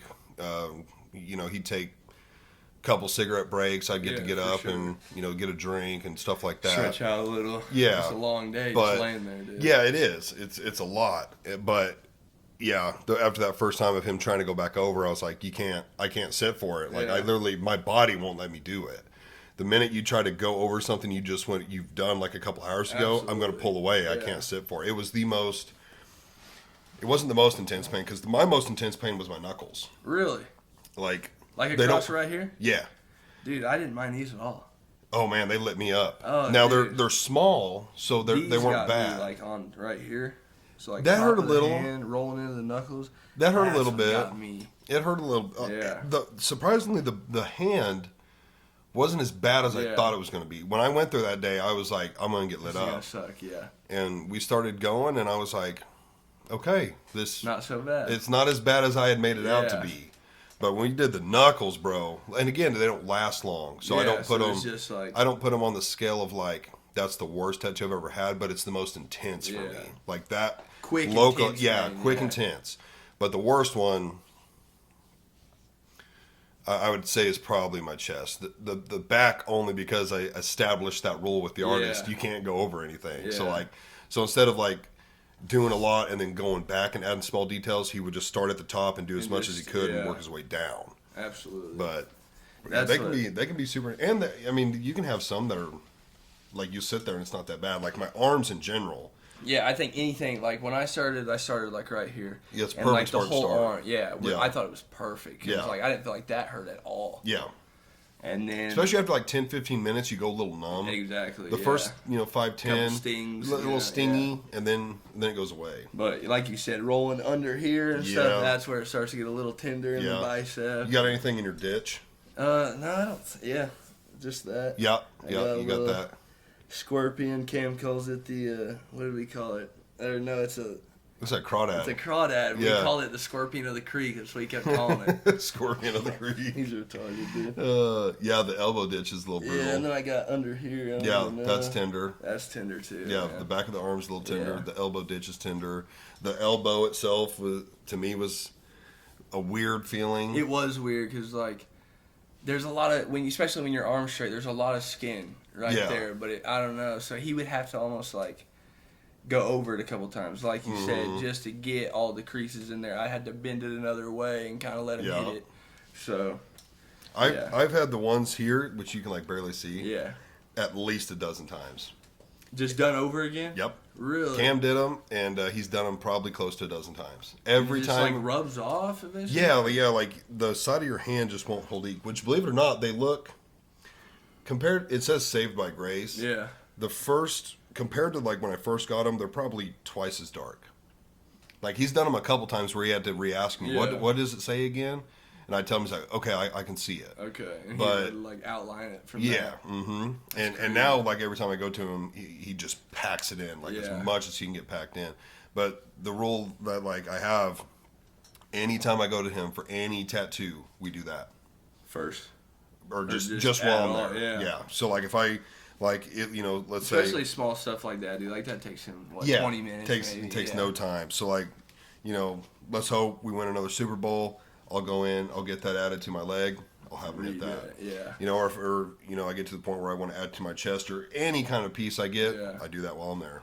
Dude, did you to touch it up. Did you see Tank Dell today? I did. I didn't see it live. Like I saw something happen and Creed texted me. And he's I saw like, it live do you see and it didn't look near as bad live. No, it didn't. But then my buddy sent me a Facebook deal. Yeah. And they had like a blown up photo of like, it was a video, but it was still, and you could see his leg was in an, I think, it snapped it, dude. Yeah. Bad. Creed sent me a picture and it looked like, I don't know, there was something like protruding from the knee area. Yeah. I don't know if it was his kneecap. Something. Or like the bone there. broke down and was kind of sticking out. I couldn't tell what it was, but bad though. Yeah, they took him to the hospital. And he knew it right. Like, I'm surprised he kept the ball. That was I am too. That was a touchdown Yeah, pass. it was a touchdown. Snaps his leg, holds on to the ball, gets the tutty, throws the ball, and he's like pointing at his leg. Everybody's like trying to help him up. And he's like, no, like you guys gotta look. And you could see it. Like when you slow down the video, then like you said, like you could see something sticking out. It doesn't look right. Yeah. Man, broken bones is not. You Chiefs fan? Oh yeah. Yeah, I figured you were. Yeah, that. Man, and you get so much hate these days for being a Chiefs fan. Bro, we're the new Patriots dynasty. Like I remember hating on them back in the day, and that's like, what we are now. I can remember being at like Hunter Hatfield's house and watching Kevin Hatfield like throw the remote because like Tyler Thigpen threw his 4th interception of the day, or Matt Castle. You know what I mean? Like you didn't sit through that. You don't. I don't even want you now. You know. There's absolute bandwagons. Oh, for sure. Just like there was with the Patriots. Yeah, to be expected. It's everywhere. Yeah. Yeah. And I've been open about it, I think, on the pod before, like, I was always a fan growing up, but as, like, a kid, a young kid, I was a fan of the team, but I followed, like, players. Right. So my favorite player growing up was Peyton Manning. Yeah. So it wasn't like I was a big Colts fan. I was just a big fan of Peyton Manning. But always a fan of the Chiefs. But, man, once we got Alex Smith, I was of Alex Smith fan when he was with the 49ers, so I was like, oh man, like we got him, the Chiefs got him. Yeah.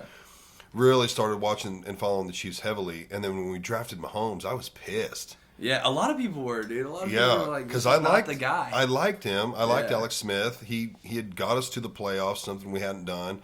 Well, maybe we had done a little bit, but we always lost first round. For sure. He had got us some first round wins.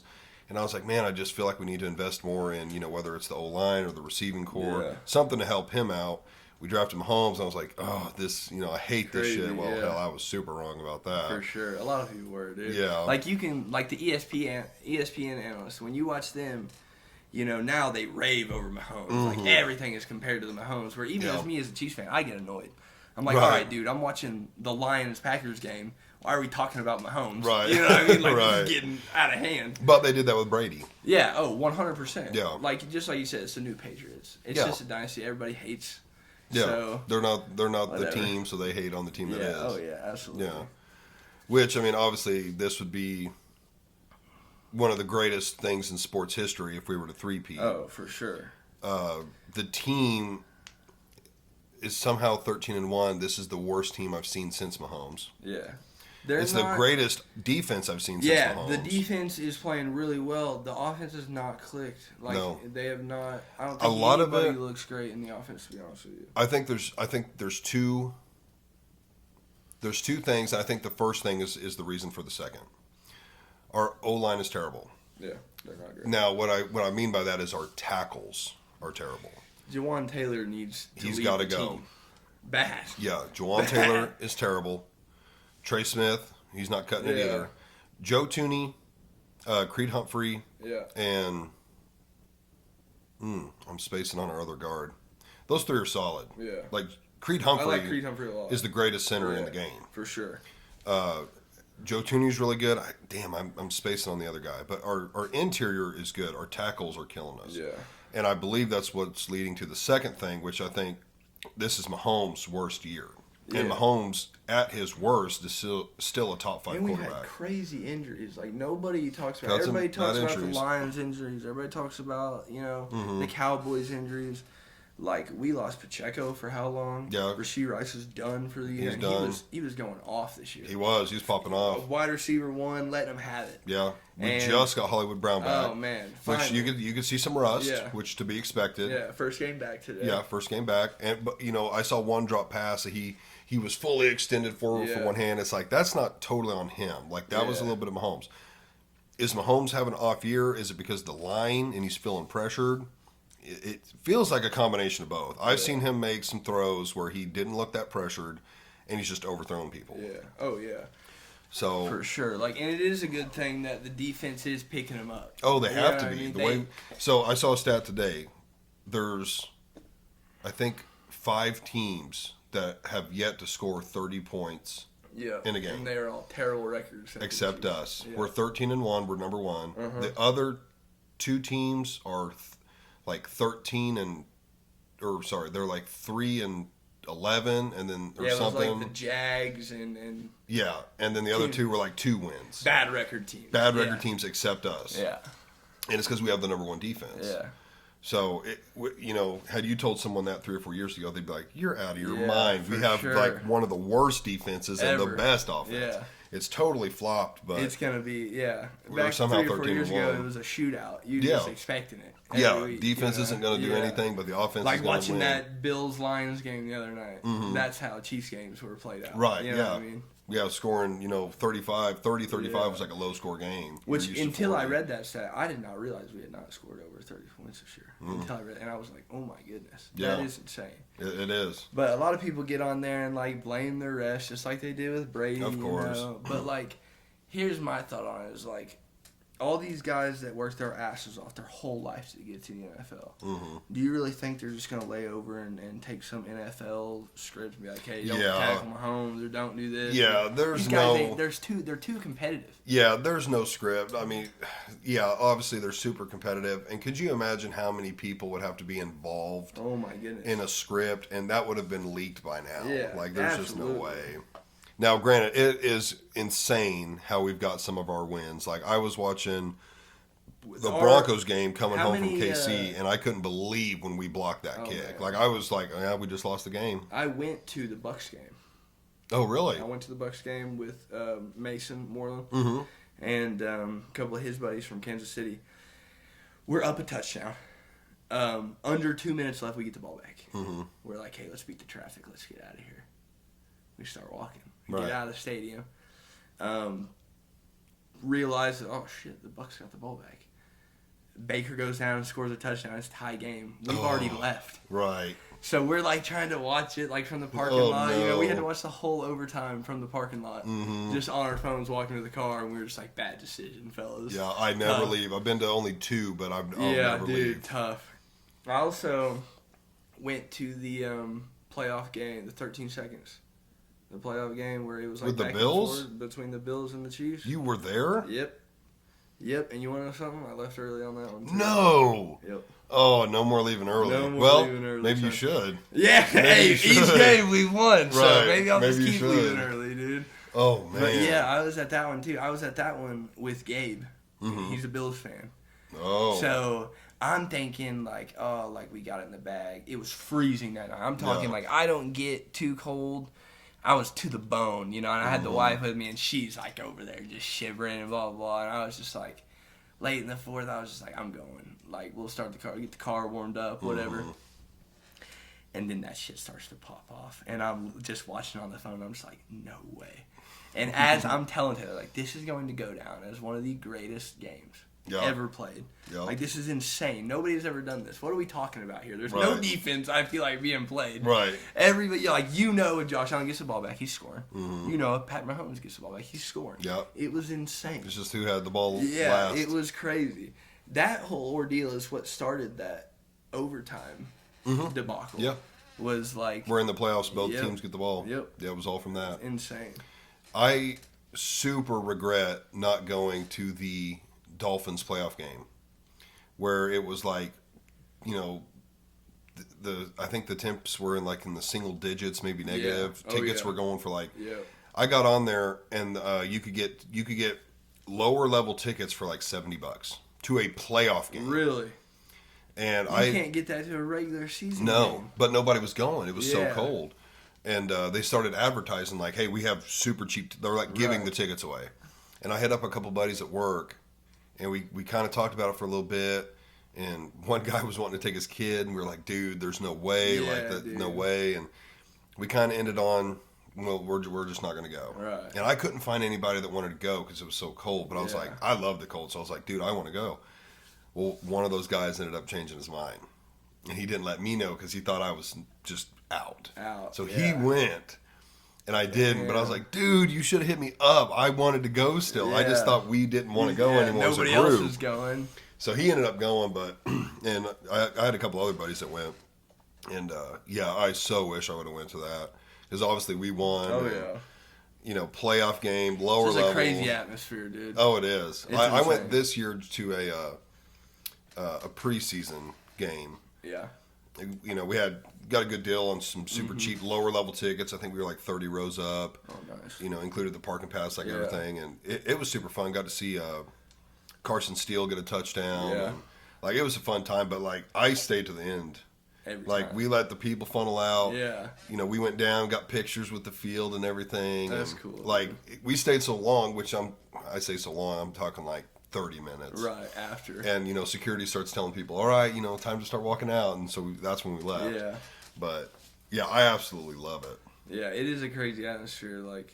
And I never went to any Chiefs games as a kid. You know, my family, I watched a lot of football at, either, Riley Fields' house, or I watched it at or Mason's house, or I watched it at Hunter Hatfield's house. And it was because, their parents had it on, you know. Yeah. My dad was a baseball fan. Right. So he Cardinals? He didn't give two shits about football. He still don't give two shits about football. He really don't give a shit about anything now. I quit playing baseball. He kind of quit watching it. Right. But when I was a kid, man, we were Cardinals fans. So I can remember 2011 Game 6, David Freese. My dad, he ties it. It's a school night. It's 11 o'clock at night. It's a late game. My mom works for Division of Youth Services at the time, so she's working nights. She's gone. We're all in bed except for my dad. He's watching the Cardinal game. He runs into my room, turns the light on, doesn't say nothing, just grabs me, just picks me up, drags me out to the living room, and he's like, "Sit down, we're winning this." And I sat down, dude, and me and my dad dogged that night out, and it was awesome. It was David Freese ends it with a walk-off homer. You know, it was electric. My dad was jumping up and down, and it's crazy because, like I said, my dad then was huge, my whole life. And it was, I got to high school, quit playing, and he, quit watching. He probably couldn't tell you 3 players on the Cardinals right now. He probably Just like that. Just like that. He'd probably say, he'd be like, Yachty, Wainwright. Right. You know what I mean? Right. That's all, you know. But as far as, the new roster or anything, he doesn't know nothing. He just quit. It was crazy. He don't watch nothing. But my dad is he's like a piddler. So, he goes out, he works in a shop all the time. That's just what he likes to do. He's out there till 11 o'clock at night. Right. And he just built a golf cart with a 350 Polaris 2-stroke in it. So that's what he drives around Whitworth. And it does like 50 mile an hour. In a golf cart. In a golf cart, yeah. The neighbors, so we've lived next to like the mayor of Wentworth. His name was Clyde. Mm-hmm. And he passed away a couple years ago or something, and his daughters moved back from Texas. And they ended up giving my dad his golf cart. Because it was all broke down. Like, I mean, the shocks were busted. It was, like, sitting on the ground, like, just a junker. Right. And they were like, if you want it, like, you can have it. And my dad was like, yeah, you know, golf carts are expensive. Mm-hmm. Like, I'll take it. Takes it, puts suspension under it, orders a 4-inch lift off eBay, puts some big wheels and tires on it. And then he's like, well, this little motor ain't going to power it. Right. So he lifts the whole frame off. And he's got this little... And that's what it was a little 350 Polaris four-wheeler. And he just took that motor out of the four-wheeler and framed it all up and put it in the golf cart. And so that's what him and my mom do now. Is like he's got it all lit up, you know, so they just ride around Wentworth summer nights and shit. He back roads with his golf cart. They got a mayor now? Huh? Does Wentworth have a mayor now? Yeah, some girl, I don't know who she is. I don't know, man. My mom's on like the committee down there. I don't know. Wentworth is like a village. Mm-hmm. I don't know how that works, but like... Right. There's like nothing there. Yeah, I don't know what we're... Because there's no post office, right? Yeah, there is, but nothing, it's not... It's not open anymore. It's not open. Right, like, so it wouldn't really be a town Some anymore. Crackheads got like 40 Harleys piled in that post office. Yeah, like... How does he have it? John Sweeney somehow got the post office. Mm-hmm. Don't know how. But he's got the car wash, the post office, and he did have Sweeney, you know, that little convenience store right there. Yeah. He sold it, so the sisters own that now. Clyde's daughters. Oh, okay. They're but the he ones still who has the moved car in. wash and But stuff? he still has the car wash. He doesn't want to sell the car wash. Just won't do it. He keep the car wash. It's his. Whatever.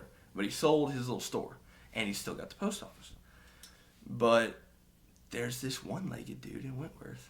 And my dad says he's hot. Like, cops are all... Because Newton County will come in, like, the Newton County Sheriff's Office will come in, and they'll sit by the post office. They're like, wait on this dude. But he won't come around for months. For months. And then just show up. He's one-legged, and he rides a Harley. And he kicks that one leg up on the gas tank, and he just uses his front brake, and he uses his left foot to shift. Right. And that's just it. And he rides the shit out of that thing. And he'll come whipping in there, and when he comes whipping in there, like, because you can see the post office from where my dad lives. Mm-hmm. He's like, you can hear him come in, and he's in there for something. And he'll grab something, he'll be there for 5 minutes, and he's gone. Like that again. Nobody sees him for months, and he'll come rummaging. You know, he's my dad's talked to him before, he's like, yeah, he'll just kind of chat your ear off. I'm like, yeah, that's kind of what tweakers do. They like to talk. Right, that's what they do. They're on the shit. They don't know what else to do. Yeah, hell, Wentworth ain't very far from here. No, it's I like it though. Like, since the sisters have moved in, they're kind of snobby. Like, they're from Texas, and they're all right. I shouldn't say nothing about it. They're okay, but we love our neighbors. Like, we love Clyde's wife, which is their mom. You know, like, she's great.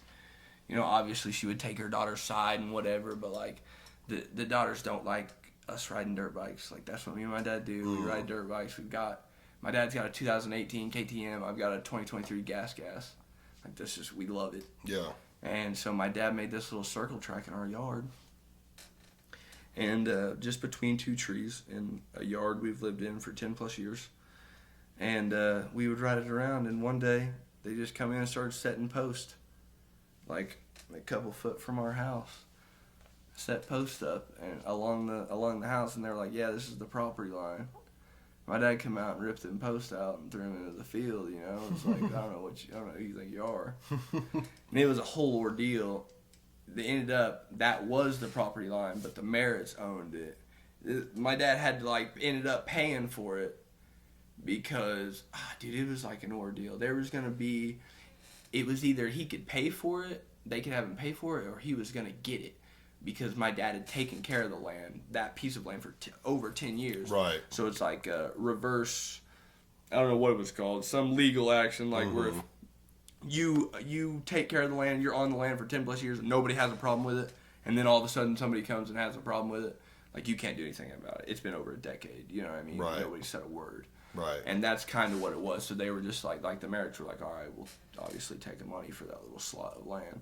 So now it's in my dad's name, and he rips his little circle track again. But Right. it was all over because they didn't want us to ride dirt bikes. Which is you could have just come over to my dad's house and been like, hey, let's keep the dirt bikes to a minimum, or maybe can you guys like go somewhere else to ride them? We don't want them right here in the neighborhood. My dad would have been like, absolutely. You know, my dad's one of them. He don't want to ruffle no feathers. Like he's just one of them guys. Like he'll there's been coyotes coming into the backyard over at that house. You know, my mom's got little dogs and stuff, so he's been shooting coyotes, like plunking with the 22. But I'm like, you need to pull out the rifle, you know, drop these fools, because he'll never find them. He'll plunk them, but they, Right. you know, it's just a 22. Right. And it gets him out of the yard and shit.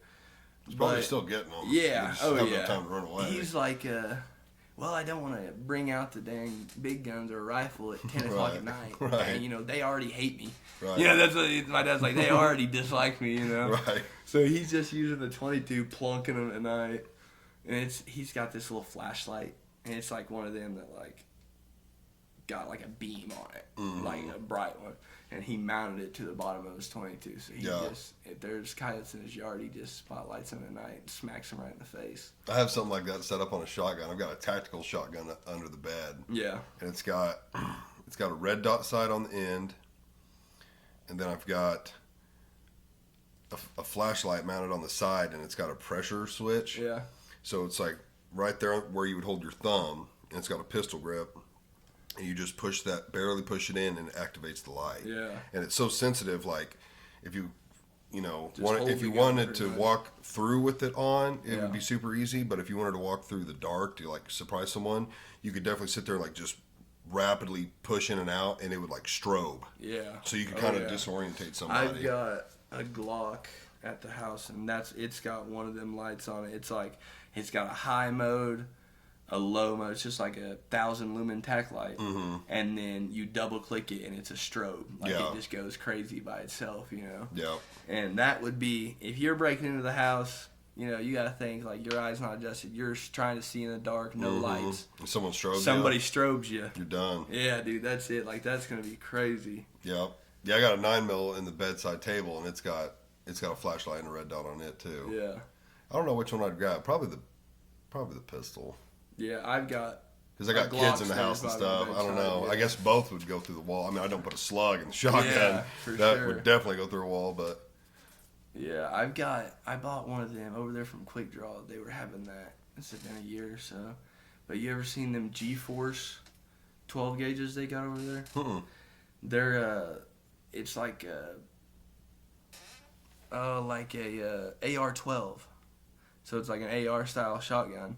So it's got a clip, 10 rounds, and it's just cock it once. It's got a side pull. It's just fast as you can pull the trigger. They're a lot of fun. I bought one of them. But when I bought it, they were like, so these guns have had a little jamming issue, but it's just on lighter loads and break-in time. So like the first 100 rounds I put through it was slug only, just the heaviest slug that I Right. could find. Never jammed, never had a problem with it. Ran a little lighter load, never had a problem with it. Put buckshot in it, and it does not like regular birdshot. oh, But if you do like that, you ever seen that like the 9-ball buckshot? That's like it's got them thick BBs in it. It's just Yeah. like 9 of them. Yeah. It'll shoot the shit out of them. But it's just regular birdshot, it'll start jamming. But if you use a heavier load, no problem. Yeah, it's pretty cool. It's a lot Yeah, of which fun. I think they said with shotguns in the house, like you don't want a heavy load. No, Especially if yeah. there's people in the house. Like it's not just that you. one just stays in the safe pretty much. Right. The only one that sits beside my bed is that Glock that's got the strobe on it and stuff. Right. I just leave it loaded. And it What about in stays the truck? case. I carry my. I just bought a. It's a Glock 43X. I really like it. It's real slim, and I just keep it in a holster, and I've got some cubbies in my truck that just sits in it. Yeah. And then, you know, obviously when I go in somewhere, I'll put it in my waistband and stuff, because it gets crazy out there, man. Yeah. Do you stay overnight at a lot of places, like truck stops? Yeah, and a lot of truck stops and shoulders? a lot of shoulders of the on ramp. I won't park on the off ramp, you know, because a lot of them guys come off there tired, still doing 70. Right. You know, so Smith said the same thing. I'll get on the on-ramp and just sit on the on-ramp. There, you're going to smash into me. At least you were just getting with it just now. You know what I mean? He said the same thing, and he won't stay at truck stops. I don't like truck stops very much. Yeah, I'm the shoulder of the road. I'm the shoulder of the on-ramp, like I said. Yeah. My dad, he likes to be at a truck stop because in the morning he likes to have a fresh Red Bull in a bathroom, and Right. I can go without that shit in the morning, you know. Right. I'll just get my load unloaded, then I'll go find somewhere to freshen up or get a shower or something. Mm-hmm.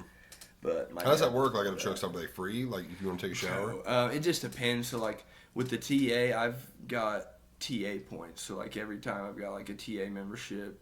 That's what our fuel card is from. So when I fuel at the TAs, I just type in my number and it gives me points. So I can fuel, usually, because I buy so much fuel at the TA, I'll have like 3 or 4 free showers.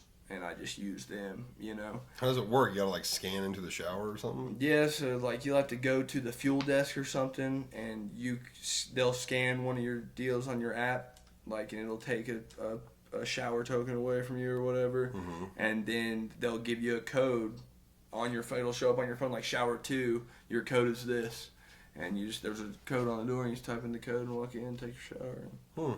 But on like a Love's, if you're just paying for a shower, they're $15. Whoa! Take a shower, yeah, $15. Dang! It's insane, and it doesn't matter if you take an hour shower or 5-minute shower. It's $15. Wow! Crazy.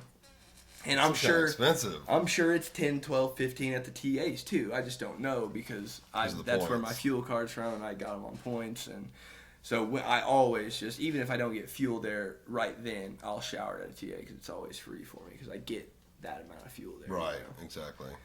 But that's how I do. I usually shower once a week because maybe twice. If I'm during the summer, it's 2 to 3 times a week.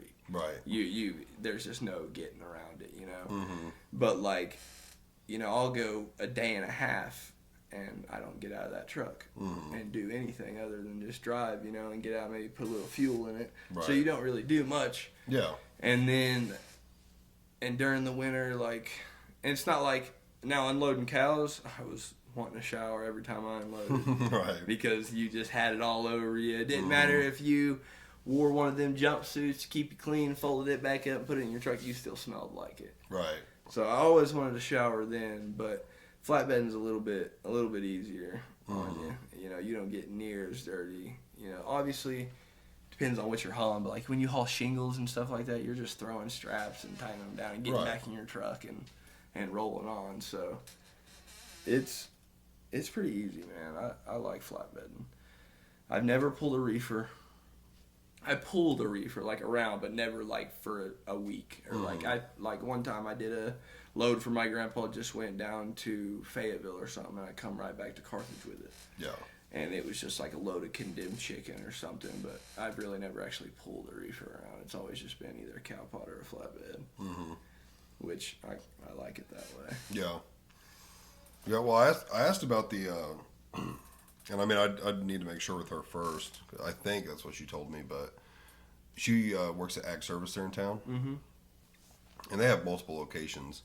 And I thought she said that, you know, I don't know if it was right now or I think maybe like in a couple of years, one of the drivers was thinking about retiring or something. Yeah. And the propane driver. Oh, yeah, yeah. So it's, you know, it's hazmat. Yeah. And it's, you know, I'm assuming it's a Monday through Saturday type of gig, sure. Home every night, yeah. You know, type of thing. I don't know what that pays, you know, yeah. Being like through the company, hauling for the company, but yeah, you never know, man. If you can get in direct, like especially own your own, if you can get a company to like hire you in, like I've run into a couple of really good deals, like round the house deals, home every night, but they never last forever. They'll last a couple weeks and they fade out, and I'm back to over the road.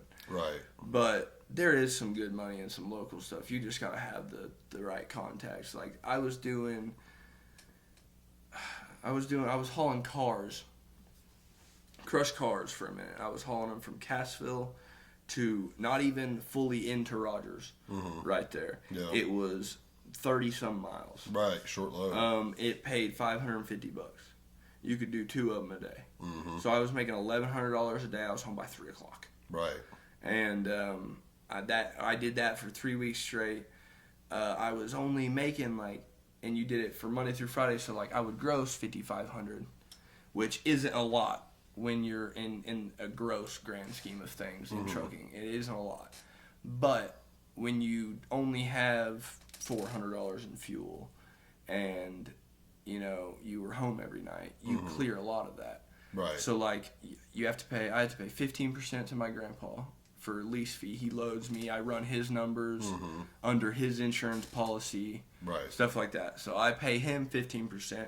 So straight off the bat, he gets 15% of my gross every week. Right. So 50% of 5,500 is whatever. $800 or something. Yeah. He would get that. And then I would pay my $400 for fuel, and my insurance gets taken out. You got cargo insurance that gets taken out. You get, right now I don't own my own trailer, so I've got trailer rent weekly that gets taken out. So after that, I was still clearing like over $3,000. Right. So I was like, oh, dude, if I can do this and just stay right at the house, like, this is a dream. Like, this is all I need, dude. I can live with this. Yeah. And boom, it's like, that was like 2.5 weeks of it. And it was like, all right, man, we're done. And I'm back to it. I'm back to leaving the house. But that's just how it is, man. That's what my grandpa says. Nothing good lasts forever. Yo. You just keep on pushing and go to the next thing, I guess. What's it like when you get home? I don't want to do anything. Yeah. And that's what kills me, man, is I try, like, I've been trying to go to the gym more.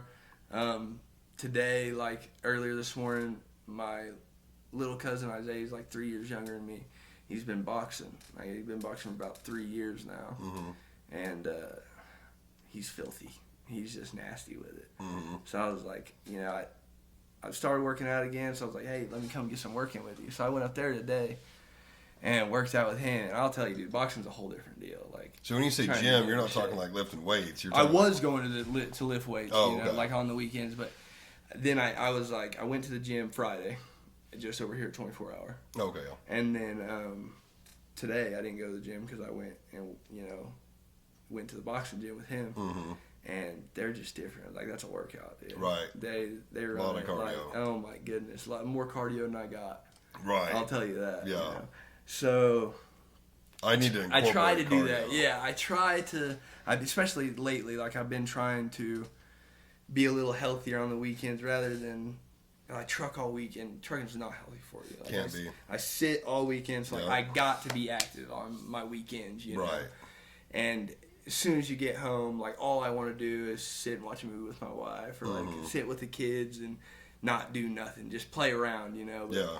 I've been trying, like, every weekend, like, dude, you at least gotta take an hour a day and just go work out, whether it be at the boxing gym, whether it be. I've been thinking about getting in that. Gabe was saying something about that Aurora Brazilian Jiu-Jitsu place. I think Monette's getting one. There. Really? Yeah, I think so. A lot of people go there, but. Yeah, I know Joe goes there. I work out at Joe's gym. Oh, yeah? And that's who I've talked to a little bit about it. Yeah, Joe, yeah. I've been there for like, I'd say around 8 months now. I go before work, so we get there at 5, work out for 30, 35 minutes, and then go to work at 6. Yeah. And man, I love it. Like, yeah. There's been a few times I've overslept, didn't get to go to the gym. My day is not the same. Yeah. Like, I definitely feel like it. When I get, I travel every day.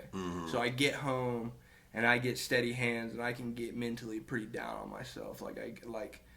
I had a pretty bad day Friday, but I made myself go to the gym. So like mentally I was not having a good day Friday because like I get overwhelmed. I'm trying to build this trucking business. I'm trying to build a show truck. I'm trying to buy this land to build a house on one income. That shit gets overwhelming. And then I get home. And like I said, I didn't have a good week this week. I kind of got shafted on what I was supposed to do, so I ended up taking that Kansas City run for my grandpa. Well, Friday, I was back just at home doing nothing, and I hate that feeling, It's always when I'm steady, not doing nothing, that I get down. Right. But I've realized that, like, if I just get up, quit pouting like a little bitch, and, get out, get in the gym, or do something with your day, like, I feel 10 times better. Oh, yeah.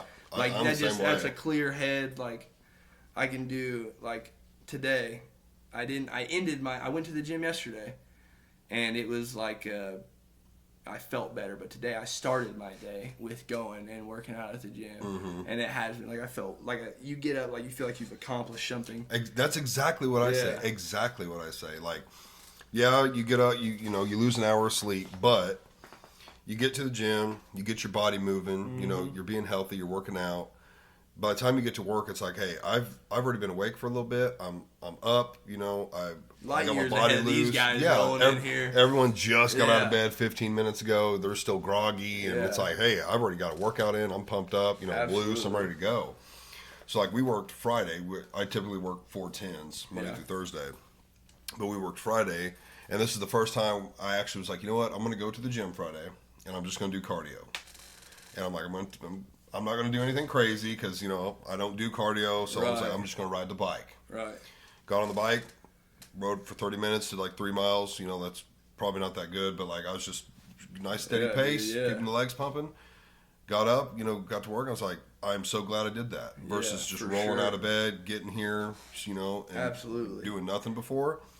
So I've been saying for a while, I need to just start doing it like, Fridays or Saturdays or something, go to the gym, ride the bike for an hour. Yeah. And just do something. Yeah. Because cardio's terrible. My cardio's terrible. Dude, cardio in general, like, I'm the same way. Like, I've got asthma. Mm-hmm. I, occasionally partake in some marijuana. Right. Not good on my lungs. Right, not good on my lungs. So I probably shouldn't, like I said, occasionally. Mm-hmm. And it just... Cardio, like when you're in high school and you're playing sports and you're practicing every day, it's way different. Mm-hmm. Like you're in shape, you don't even really realize it. Yeah. To whereas now, like today, I asked my cousin, I'm like, so what are your boxing rounds? He's like, well, if you're in a match, like non-pro match, just around here, it's usually 3-minute rounds. So today we worked out and he was like, we'll just do to start, we'll just do 2-minute rounds. Was all I wanted. Gassed. Oh, I imagine. I had to lay down. That's 4 minutes. So I'm thinking to myself, like, what if I had to fight for my life? Right. For 5 minutes. Right. Like 4 minutes, I was dead. Right. I mean, just dead. And he's like, he fights in like the 155-pound class. He's cut out. He's been doing, like I said, for 3 years. Mm-hmm. He's laughing at me. Right. He's just like, come on, bud, you got it. Get up. And that's what's crazy. It's like, we're just talking pad work. So I'm not even really sparring here. Right, not even getting hit. Yeah, so we're like he's slapping me with the pads or throwing, but it's just like jabs I already know are coming. Right. You know what I mean? It's just constant work. You got dudes in there like go go go, so you're going as fast as you can, and it is killer. Mm-hmm. Like that takes I've never realized, and that's what I got there. Like you come to family functions, and I'm like, yeah, I'd whip your ass. Mm-hmm. Yeah. Because my little cousin's a boxer. I'm like, don't get too tough. You know what I mean? He'd probably get me. Right. I ain't gonna lie. If we put him on right now, I don't want him to hear this, but if we put him on right now, he was punching that heavy bag today, and I didn't want no part of it. Right. He hits pretty hard for a small. That's a big punch in a small little package. He's just quick, man. And those quick, I'm not quick. Like you said, the cardio is. Fighting seems super interesting to me. Like I think I would love it if I got into MMA, but yeah. Man, I don't know, the cardio stuff. Like I like being a bigger build. Like I am losing weight and I'm down like 25 pounds, but like the goal is to like pack on the muscle. Yeah. So for my sure. gym goals, it's not so much. Everybody's goals are different. Yeah. That's I'm not trying. I want to lean out, but not from doing shit tons of cardio. Yeah, It's that's like, where watch your diet, pack that's on what the he was muscle. saying. Like my cousin was like bodybuilders and stuff are like they're not good boxers. No. Like you're stiff. Yeah. I think like you're so big. Like how could you throw a lead hook or something? Like your muscles are in the way. You're too big. And you have your muscles require so much oxygen. Yeah. You're gonna gas out super quick. And that's what it, like he's smaller, and I'm just trying to really I just want to be healthy. Like I'm not worried about the muscle, man. Like I just want to be healthy. Yeah. Because I sit for 8, 10, 12 hours a day all week. Yeah. And that's not healthy. And then What's your diet on the road? Not good. I was just about to talk about that. Like the food is not good. I want to, so Thought about meal prepping? see, I had a truck burned down on me. I'm actually on my third semi. Mm-hmm. So I bought the Kenworth that I'm working on for a show truck. Yeah. Then I bought a red Freightliner, and I was worried. It was almost done. I bought it from my grandparents. I bought it cheap. I rebuilt it. It It was awesome. I was like, this is going to be great. It's going to be my first truck. Let's make a little money with it. I bought a $300 mini fridge with a cooler and everything. I bought a microwave to set in there. I had everything. I had a power inverter so it ran. And that's what I was going to do, is start meal prepping. I get it done. I park it at my dad's house on Friday. I'm going to leave out with it Monday. I've already got a load booked and everything. And it was just in my dad's driveway because I'm pretty sure I was detailing the inside. Like, my trailer was just down at the tracks. My dad gets woken up Sunday morning about 2 a.m. to my sister's dog outside going nuts. I mean nuts. So he opens the front door to let her in, and he's like, the front tree was glowing in our yard. So he walks out on the porch and turns the corner, and the inside of my truck was engulfed in flames in our driveway. Burned it to the ground. What? Right there in my driveway. Was it from the appliances? I don't know. It wasn't from the appliances. It started underneath my steering column. How, if the truck's off? Don't know. Been off for 2 days. I don't know. They said it wasn't. Somebody come out and investigated. They said it wasn't deliberate. I was like, well, no shit. I fucking burned my own truck down. Right. And they're like, well, we're just saying, like, maybe, somebody else didn't do it either. Right. And I was like, all right, But they were like, it started right here. Like, it burnt. It was so hot underneath my steering wheel, it burnt through the firewall. Like, the whole, I could sit in my driver's seat, what was left of it was charred. Right. And kick the engine. The firewall was gone. Wow, that is so weird. It had to be like something with the batteries then? Electrical something underneath there, yeah. And again, I don't know how, because like the key was off, so like something that stayed hot all the time had to spark off or something. But yeah, man, it was a kick in the teeth.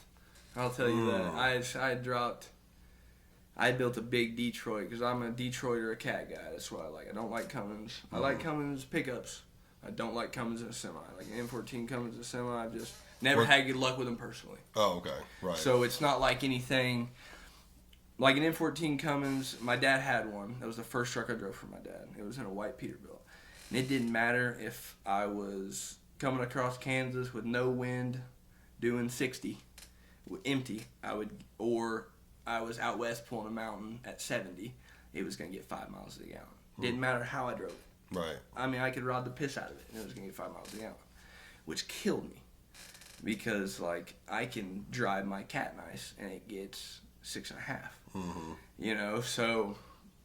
Which some people are like, that's not much, but yeah, it is over it is. That's really miles. good. That's really good. Right. Like, especially in a semi when you're, obviously these TMC trucks, these newer plastic trucks, like you were saying, they're getting 7, 8, 9 miles to the gallon. Yeah. Some even 10 when they're unloaded. And, like, that's how they make their money.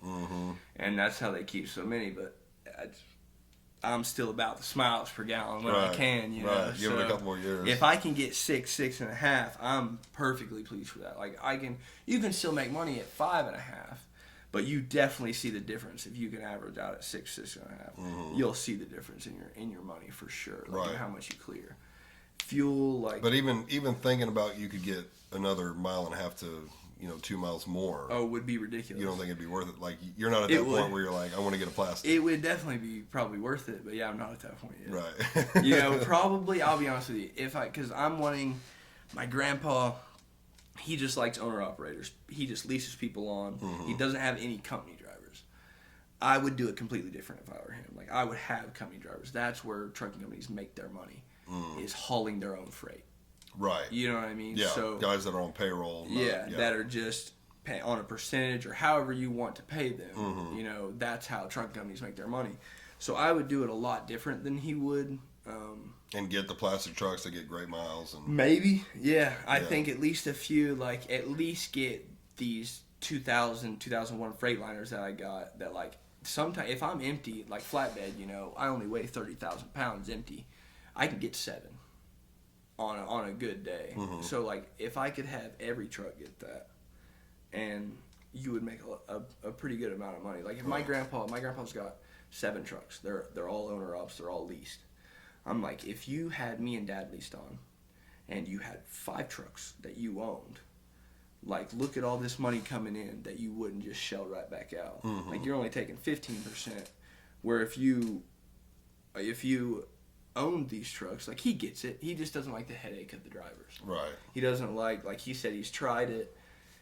And I get it, dude. Finding somebody that's going to work as hard on something that you like as much as you are is right. few and far between. Then you got between the headache days. of, more insurance and maintenance. And that's what everybody that's eager and ready to get out to go is 21, 22 with no experience. Right. And that's why I started with Austin Himes, is because my grandpa's insurance company wouldn't even cover me. Oh. So that's why I actually started with Austin. I was going to start driving for my grandpa. I was just going to drive my dad's truck then. But I was wondering why you didn't start with yeah, them. Okay. and it was because my grandpa's insurance was just like... Well, no. they wanted you to be a certain age, or They have a certain wanted me year to of have a experience? certain amount of experience, and they were like, and then my grandpa was like arguing with him. Well, how's he supposed to get it? You know what I mean? Like, you can at least hire him on a probationary period, Right. and that gives him his experience. But that's why a lot of people, is it Swift that gets the bad rap about? Oh yeah, dude. Hiring They young hire bad driver. anybody, yeah. And that's what all these new trucking companies like. I learned trucking from the time I was 6, 7 to the time I got in one myself, you know. And these guys are doing 6-week classes and turning people loose. And some of these guys are not from this country, have never drove any of these roads. And I'm not being like, you can't come to this country and do that. You at least got to live here a little bit. Right. You at least got to understand know, traffic. know the traffic. You at least got to know the Our interstates. traffic's not like third world countries, Dude, I'm where you just telling kind of do you. what you want. Yeah, and they do what they want, dude. I mean, some of the worst drivers I've seen, and they're all in the plastic trucks. They're all driving for Swift. A lot of them can't speak English, which is cool until you get mad at the other person because you can't speak English. Right. Then it's not cool. Like, Right. then it's like, hey, bud, that's your problem. Right. You know, so it gets tough. You know, I think there's more and more of less experienced drivers every day. Like, because again, they're just hiring anybody that wants to come over here and pay for their 6-week class. Right. And that's not just anybody coming over here. That's people that are already here and don't know a damn thing about trucking, don't know a damn thing about a truck. Right. Never drove anything but their girlfriend's Kia Soul, and they're gonna go get their CDL. Right. And that shit's insane. Well, I've heard, like, within the last year or so, it's harder to get a CDL now. They've started, so I got it. It started in like 2022. You have to go to at least a 6-week class. I got mine in a day. So now you at least, they want you to go to school for it, but the school is like 3 months or something like that, and it's probably just like more of a book school than it is really a training school. But Right. they want you to do that, but you can get away with going to these classes, and that's what trucking companies are do is they'll just, now that it's so hard and so expensive, like, you have to pay for the schooling. So the school is like $5,000 or something. Like, it's crazy. What these trucking companies are doing is they're saying, hey, we'll put on a 6-week class, such as like Swift or Prime or any of these guys. Yep. And if you take our 6-week class, it'll be free, but you have to work for us for 2 years. So And they'll if you don't, we'll send you a bill. Type yeah, thing. we'll send you Yeah. the bill, and it ain't gonna be a cheap one. Right. So that's what they do, and they get these people to do that, and that's how they get all these bad drivers. Is they, and when I say they'll hire anyone, like, if you've never had your license before and just got it that day, and then went and got your CD, and then went and started your CD, if you got a clean record, they'll give you a shot. Right. Like, they ain't picky by no means, man. Right. It's crazy. I know a guy drove for my grandpa. I won't name him. Shouldn't be in one. Just as a public safety hazard to be in one. And that's putting it nicely. I mean, we'll just look at wires sticking out of trailer tires and be like, well, I'll run her till she blows.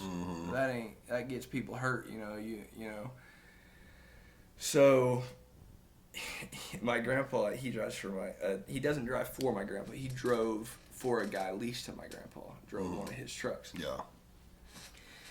Brings back his truck like second week, brings it back 5 gallons low on oil, and next week goes out.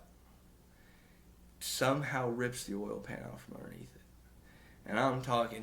I don't know what he said. He said he got in the parking lot, but my grandpa said it was a sketchy deal. Like, he think he wrecked it, and run it off the ditch somewhere, but got it to a parking lot and just said that he dipped it in this hole in this parking lot. Right. Had they had to come out there again anyways, he didn't like that. He was fired. And he posted on Facebook, he's back for driving for this reefer company. I don't know who they were, but a plastic truck company. They hired him just like that. He's already turned 2 over before he started working for the guy that hired him that works for my grandpa. Yep. He had already turned 2 of them over. And as somebody that, knock on wood, has never turned one over, I can see maybe losing a little focus and turning one over, but fool me once. Right. You won't get me again. Right. Is yours a manual or automatic? Yeah, I got a 18 speed. 18, yeah. I like it. I Pretty like easy either to an 18 drive? or 13. Yeah, once you get the hang of it, it's all about timing, really. So I always learned it like 1, 2. So like when I first started, I would count every time I would shift. So you want to like just put pressure on it, and you don't clutch. Right. So you just flow every gear. So as you already got pressure on it, so as you let off the gas, it falls out of that gear. Yeah. So it's like 1, 2. So you're only using the clutch to take off. Yep. Why are they like that compared to like a normal truck? There's so much. Some of them you can double clutch them. Some old heads still do double clutch them, but it's not like a pickup where you just push the clutch in, shove her back, and into the gear it's supposed to be in and let her off. You've got to push it in and take it out. Push it in again to put it in. Why? Don't know. I don't know why they're like that. I don't know if it's or the you dual float them. clutch or you float them. And I've always floated them. And that's in the DOT book. It's double clutch. So when you get to take your DOT test, I just told the lady. I said, "Ma'am, I've never double clutched in my life." And she was like, "If you don't grind a gear, I won't say a word."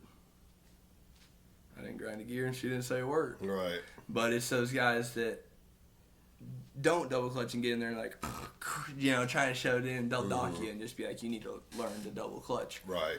But a lot of the old guys, man, with the older equipment, like 60s, 70s, equipment like that, they always double clutch back then. And so they'll still do it. And I know a lot of farmers that only double clutch their shit. I imagine they'd wear your leg out after a Dude, while. that's what I've heard, and I've got this guy on TikTok. He's an older guy, and he double clutches. And he's always like, I've never had any knee surgery. I've got 8 kids, so it's never affected me in any other way. He's a funny cat, dude. What is 18? Is it? I always think it's 9 down, 9 up. No, it's Okay.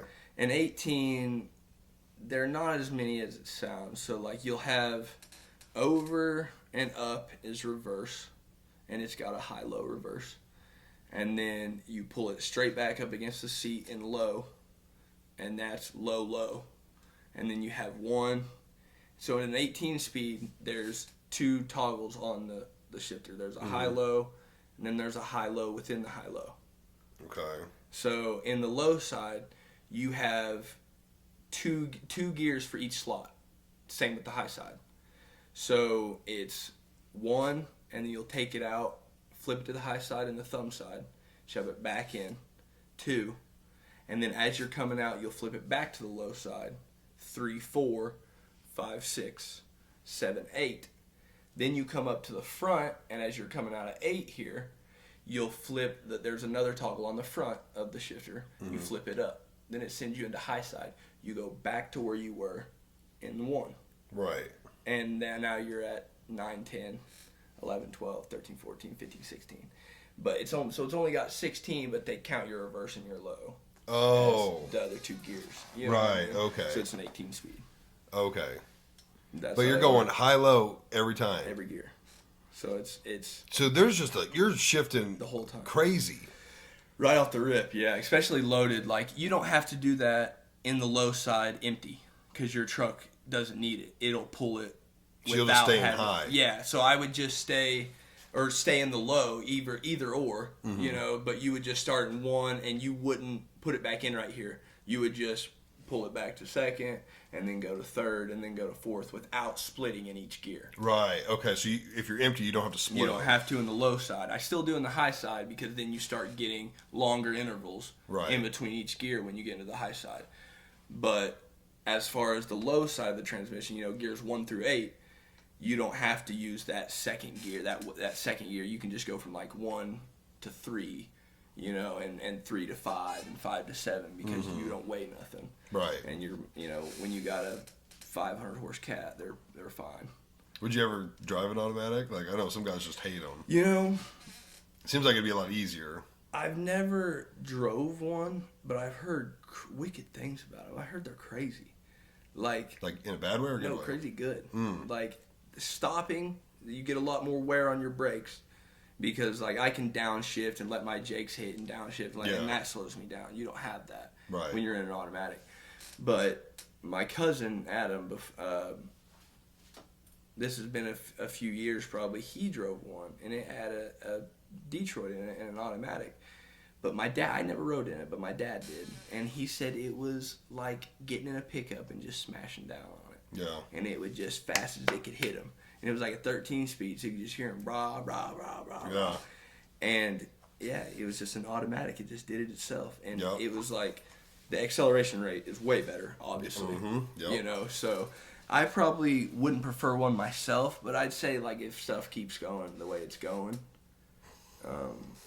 I'd say a plastic truck and maybe an automatic. Right. At least for a driver.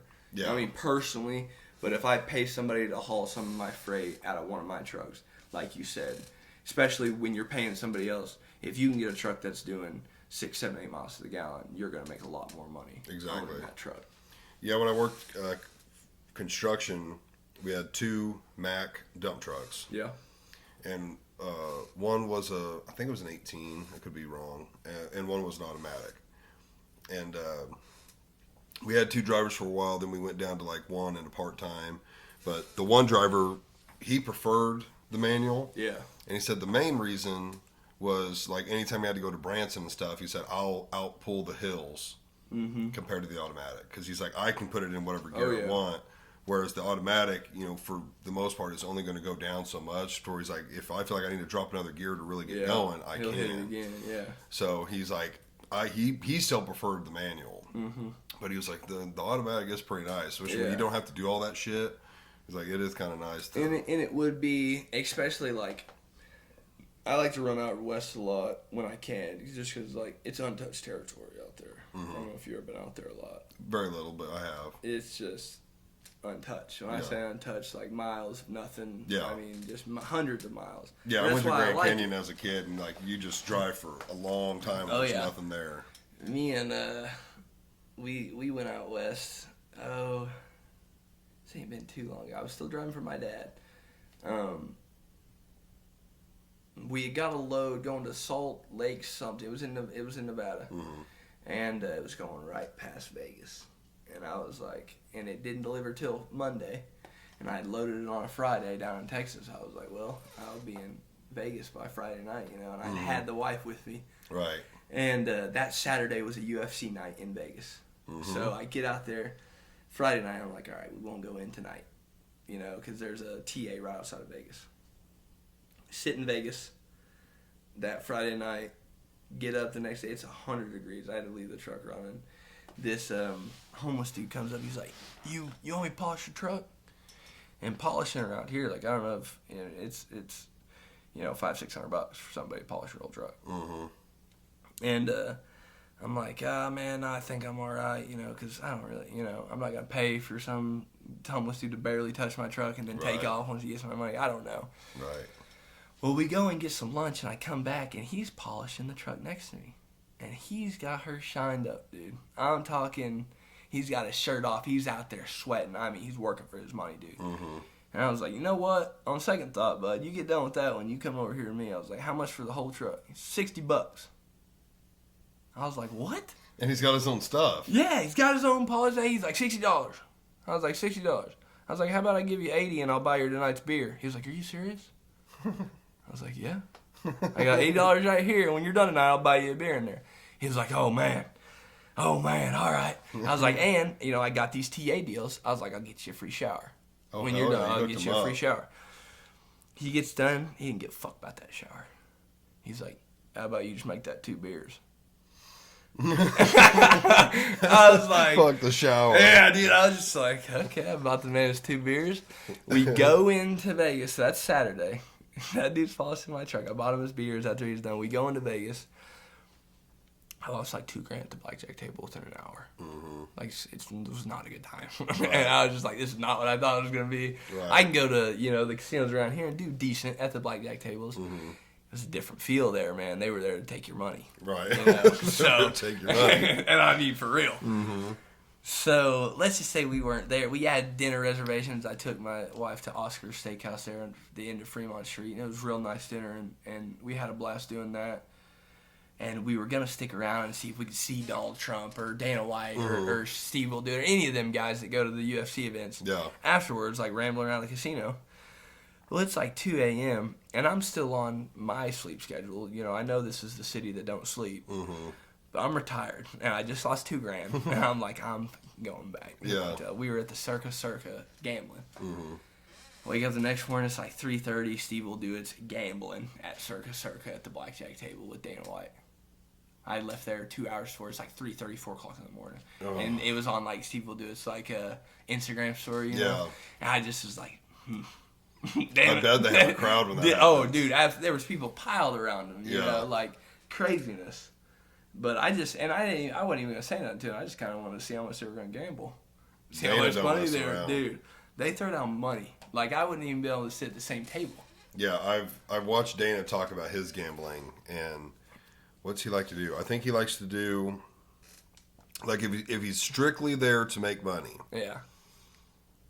I think he does 3 hands, and it's massive bets. Yeah, because he's like, if I hit 2 or 3 of them, he's like, I got it. That's the deal. Like, around here, there's table limits. Like, you can only bet so much. You get to Vegas, and they'll take however much you want to bet on this hand. They've got the money to back it. Yeah, they've got the high roll. They don't have any limits over there. So yeah, he plays big, and he's really good at it. He is. That's people hit him up to gamble with their money, and he's like, "I'll do it," but he's like, "I obviously can't promise anything." Yeah, there's people in Vegas that's what they do for a living. Like, there's a bunch of people go to the NFR every year from around here, and I've heard of a couple dudes like from around here. They posted on their Instagram story and stuff that I knew, not really buddies with them. I just knew them, you know.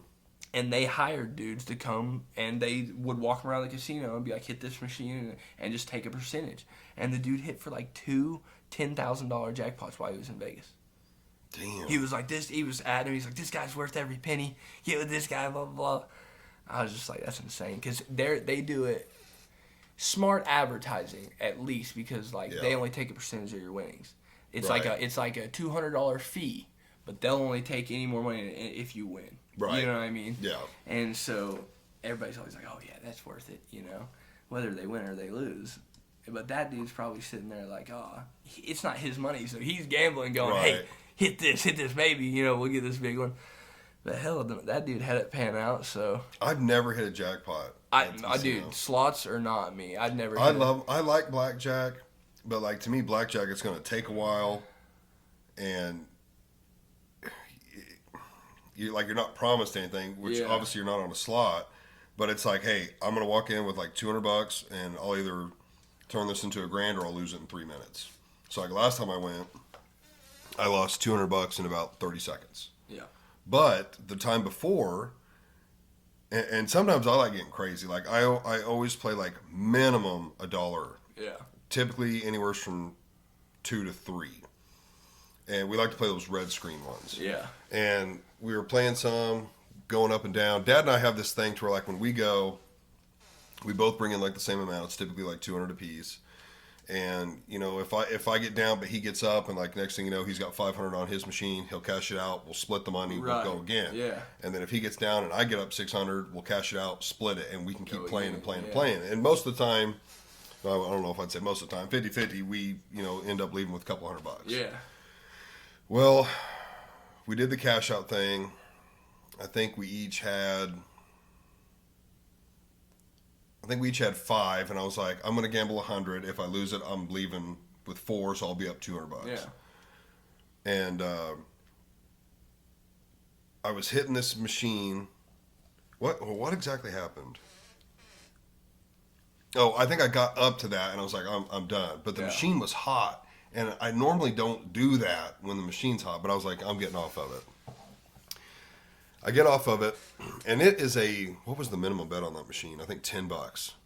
Like, I was sometimes I'll be like, dude, if you hit a $50 fucking hit, whatever it's going to hit, it'll pay at least a couple $100. Yeah, absolutely. But I get off of it. I'm like, I'm done. I'm not going to keep pushing it. And I'm looking at this machine, and it's just fucking eyeballing me. And I'm like, I got to get back on it. So I'm standing by Dad watching him, and I literally go to take my hand off the seat to sit back down because I'm like, it's fucking hot. I can't leave it. Lady sits down. Right at it. Like, bitch. So she's hitting it. She's hitting $50 hits, which is what I was going to do. Max bet. Yep. She took like $200 up to like $1,600 in no time. And I was like, I was literally about to do that. Like, I was going to do that exact same thing. Fucking pissed me off. Well, I just felt like that machine was hot. So we went back. And I told my lady, I was like, I'm going straight to that machine. I've got 4 hits. And I was like, as long as it red screens one time, it'll hit something decent. Yeah, for sure. 4 hits, never hit a thing. Damn. So it was like 30 seconds, $200. Like, Yeah, that's I've always played blackjack. Like, I love I've hit blackjack. the slots a couple times, and there was one time like I had $200, and I had another two. I was like, this 200 is for slots, this 200 is for blackjack. Yeah. And I went into the high roller room, but it was only like a $2 machine. Yeah. So I was like, all right. I was like, no, but I'll just play this. Max bet $50. Yeah. I was like, oh my goodness! Like, how many lines did I bet? You know? Yeah. Or no, it was $100, so it might have been a $5 machine. Because the max bet was $100. So I put 200 in it.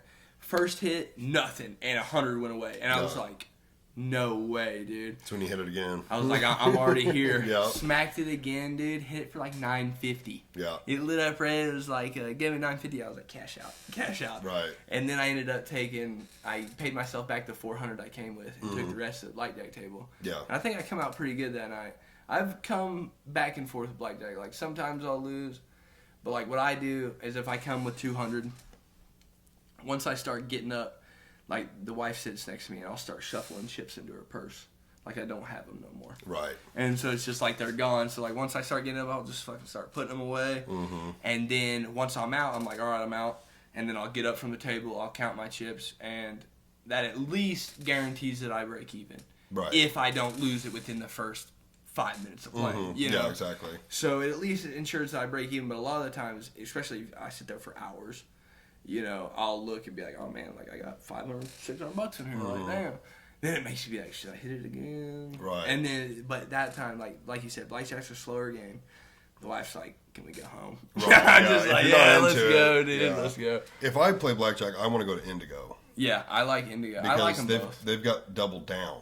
You ever play Double Down? Oh, yeah, for sure. That's the best one, bro. Yeah. Because it's like, hey, if I'm showing anything, can you take a card? No, you can double up and take a card, or double down and take nothing.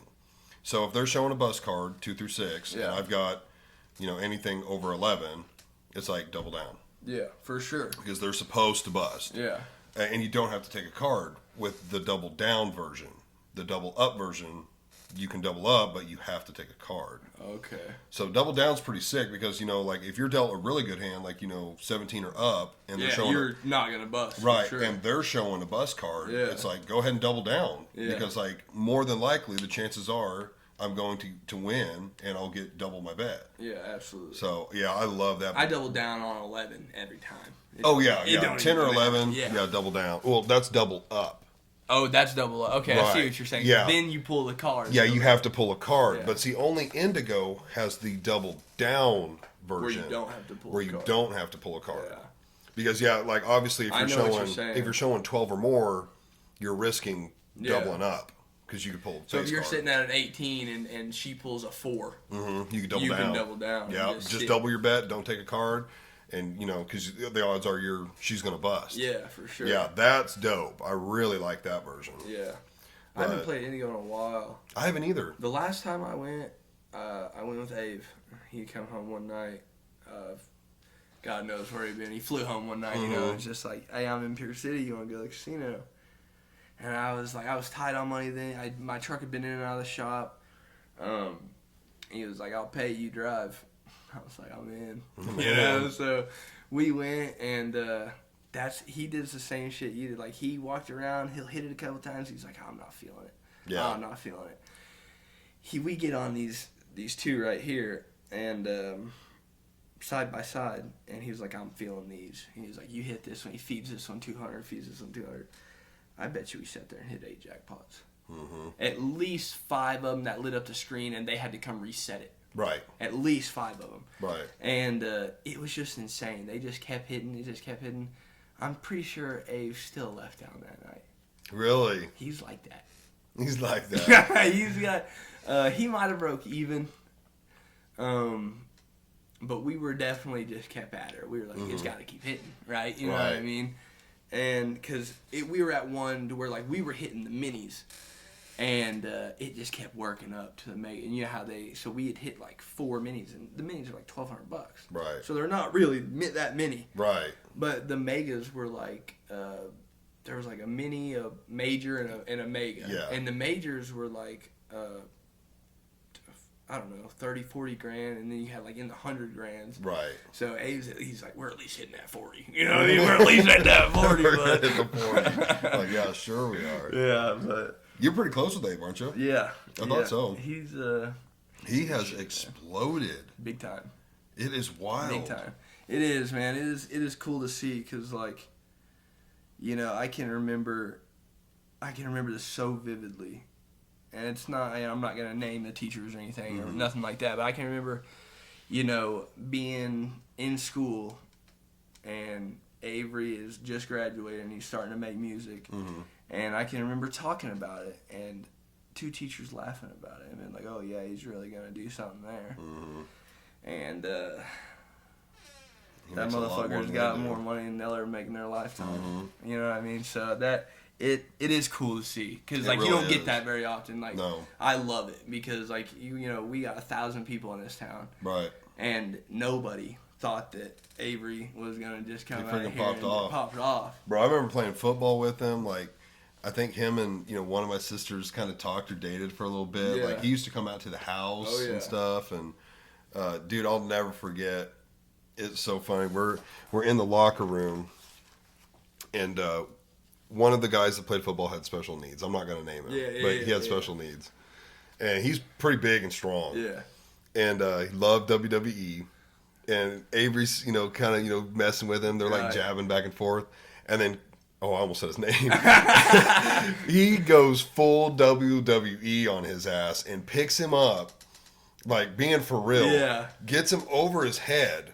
And like starts to like go down to a knee where he was gonna like break him over his knee, and we're like, no. We had to stop him, because it was like he was gonna hurt Avery. And at the time, Avery was probably, I think Avery was a freshman when I was a senior. I was either a senior or a junior. Yeah. And Avery was little. Yeah. Like Avery really shot up at the time. I mean, he was, you know, he was like 5 foot. Yeah, I was taller than Abe most of my whole life. You still got to be, right? Oh yeah. Okay, sure, I was gonna say, like, I knew you got tall, but you're pretty tall. But like even as a kid, but like I got a growth spurt, and then he did in high school. Yeah. Like, I had already hit my growth spurt, which I had hit mine way early. Like I was like 6 foot something in 7th grade. Right. You know? But yeah, Abe, I think but once he did square, I think he's probably 6'1" now. Yeah. Or so. Oh yeah, I noticed he shot up. I haven't seen him in a long time. I'd love to have him on the podcast just to hear the story from like where it started. Like where did it start, as far as, was it in high school when he started messing with music? Yeah. How was it like coming up? I think it was 2016, which he graduated in 2016. So it was like his senior year, I think, is when he really started to get with it, and afterwards. And that's what's crazy is like I've got memories on Facebook so I know it was 2016, because I've got memories on Facebook from 2016. It's like his first songs ever, and he's posting them on Facebook, tagging me and 99 others. Right. Hey man, give my song a listen. Like, it mean the world to me, blah blah blah. Just like every beginning artist does. Like from SoundCloud. Yeah, exactly. Yeah. And it's just crazy to see where he's at now. It really is. Like, he works with J.R. Odom. You know, Sean Kingston did that Beautiful Girls. J.R. Odom wrote that. Okay. That song. So he's working with some big dudes, man. I've been seeing the stuff on. It's been cool. You know, on Facebook and Instagram and whatnot. Yeah. And I don't know how often he's home. I don't know how busy he is. I don't, you know. It's back and forth. I mean, I don't know where he's at right now, to be honest. He did a show in L.A. a couple, I think 2 weeks ago. And then, it was like maybe a week ago. And then a couple days later, then he did a show in New York City. Right. But now I think, now I think he's on his way back. I think for Christmas kind of settle out. Yeah, I'd love to have him on because like I've talked to him vaguely. Man, this has been years ago, like back in the Laswell House days. Yeah. I don't know if he ever went over there. I don't think I've ever went. I was younger. Yeah, you were younger than us, but I'm not gonna say like anything about the stories, but like I knew some of the trouble and struggles that sure. he had gone through and was dealing with, and I talked to Cam about it and stuff, but I'm sure even at his young age, like the come up story is probably pretty damn good. I think that's what's crazy about it, man. It's not like, most of these new artists these days, they're singing whatever's gonna make them the money. Right. They're making whatever music is gonna pay them the money, or whatever their manager says. Hey, country's selling right now. Let's make a country album. Right. They're down. It don't matter what genre of music they make. They're down to do it. Yeah. I think Ave makes music for a whole nother reason. I think it's his therapy. I think sure. You listen to every song that he makes, and it's his life story. You can listen to every song and know what he's been through in his entire life. What's the one that I would say kind of made him explode? It was right after his dad passed. Yeah, I'd rather overdose. That was a really big one. Yeah. Really big. He was already popping off before. Yeah. But when that thing hit, that's he I put feel a like lot it of took work it to a new into, level. man. I tell you what got him a lot of attention was the work he put in on TikTok. Like I've never seen somebody grind so hard at TikTok. And I'm talking. He was featured on ESPN. I'm talking 3. He's been on everything. He's been on World Star. Mm-hmm. I mean everything. And it's like he would be making 3, 4, 5, 6 videos a day. Yeah. Maybe not posting them, but he would make them. Yeah. And I'm talking every day, like, for years. Mm-hmm. For 2-3 years. I mean, he's got like 1.7, 1.8 million followers now. Yeah. And I always talk to him still this day. I'm like, you got to run out of ideas. Like, for these videos, like the broke boyfriend skit he hit. Oh, that's that hilarious. That broke off. That got him a lot. Bro, and that's so what's funny. crazy, man. It's like, we went to the lake this summer. We rented a boat. We were at the lake. And that's what a lot of people know him as. Broke boyfriend. The broke boyfriend. Right. So everybody's like, oh, like, are you the broke boyfriend, blah, blah, blah. And he's just like, no, you got me mixed up with somebody else, dude. Bro, you sounded like him just now. You got me mixed up, bro. But it's pretty funny, dude. But it is crazy because, like, I went to a show in Lawrence, Kansas. And to me, he's just Dave. Right. You know what I mean? To these other people, they're crying because he saved their life. Like, they were going to, kill themselves. And, like, Avery's music is therapy. So that's crazy to see. Mm-hmm. That's insane to me to see, like, people just bawling. And I'm just like, that's just Ave. Right. You know what I mean? Right. What are we talking about? Right, yeah. But it is awesome to see. Like, I drove his tour bus. We were all staying at this hotel. He was like, drive us back. So I got his tour bus, and he sat up front here, and we pulled in. And at both the Kansas show and the Springfield show, the Springfield show was lined up the whole block. Like, the doors here, I'm talking around, back around. The line was insane. There's a video of it, of people driving around, and it's just the whole block lined of people screaming. 2 hours before showtime. Yeah. And so we pull into this Kansas place. They realize Ave's in the bus, and they've got to split. This big line's got to split so we can drive through there. And people are going nuts, dude. Like, I feel like I'm in a movie or something. Like, right. People are going insane. And Ave's just like, I'll just drive, be easy. He's like waving, And I'm just like, that's when I looked at him. I just gave him a high five. I was like, this shit is wicked. Right. Where are we right now? This right. is insane. And that was the first show that I had been to since the blow up. Mm-hmm. I had been to a show in Springfield at the Outland or something like that back when it was 20, 30 people there. Right. And that's a different story. When you got people who made an 8-hour drive screaming for Abe, it's just like, this is nuts. Right, it's a whole different level. Yeah, it's just insane. Like the reach he's been able to get of just different from all over. Yeah. Like, there was a girl I gave a ticket to because I had bought tickets as soon as they dropped for the Springfield show. And Abe ended up getting me passes. And he was like, just give them tickets away because they're already sold out. He was like, find somebody on my fan page, whatever. So I found this girl that was like tagging Abe, like, me and my son really want to blah, blah, blah. So I ended up giving her the tickets. And they had drove like from It was up north of St. Louis. It was in Missouri, but it was like north of St. Louis. It was like 5.5, 6 hours. Just to make Abe's concert that day. I was just like, that's insane. Like, I like music. I don't think I would drive 6 hours for a concert. Right, that's a long ways for a concert. That's a long ways, dude. It's a very long ways. I don't know, man. It is crazy to see, like you said. It's just starting from Pierce City. You know, little town, not on the map for nothing. Right. You know what I mean? So it's and cool. Then Jamie's doing pretty good, isn't he? Yeah, dude, he's got that store. Yeah. He's a grinder, dude. Yeah. I remember when he's selling them, on Snapchat. And that's when I had a shoe collection there for a while, and I bought all of them off Jamie. I ended up selling them all up back to Jamie, and he resold them, Right. But the store is killer, man. I don't know if you've ever been in there. I haven't been there yet. But it is, I'd say, top 3 coolest store in Springfield. Now, I'm not just saying that because I'm his buddy and I'm biased. It is, like, vintage, coolest shit. You walk in there, he's always got, those old, like, TVs with the built-in VHSs, the old school ones. Yeah. He's always got one of them playing an old movie in the back that, like, just in the corner stood up. Yeah. Got all these old VHSs, just everything is vintage in there. Right. And it's just awesome. Is he, like, there every day? Yep. Like, I think it's 12 to 6 is his normal hours, like 12 p.m. to 6 p.m., and it's usually, like, every day. And he'll post on Instagram, like, days that because it's just him. He don't have so he'll be like, hey, man, closing today to restock the shop because he's got to go. I don't know where he gets. He's got he's got to go. He's got plugs for clothes and shoes, whatever. But he goes and buys it in bulk, and then he'll restock the shop himself. Right. And then just open it the next day. Yeah, I was watching him on. I'm probably you see the Facebook or Instagram, but when they were remodeling it and getting everything ready. It's cool, man. He's got everything. Like he's got. I bought a coach jacket, like a manager's jacket from the old Cleveland Indians baseball team. Like a weathered just manager's jacket. Yeah.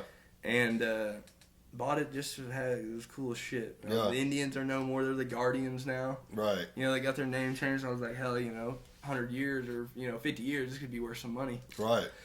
So I snagged it, and he's got like baseball cards. He's got a bunch of like vintage sports cards that are like graded and stuff. Yeah, because it's not just shoes anymore. Yeah, like he started with shoes, clothes. Yeah.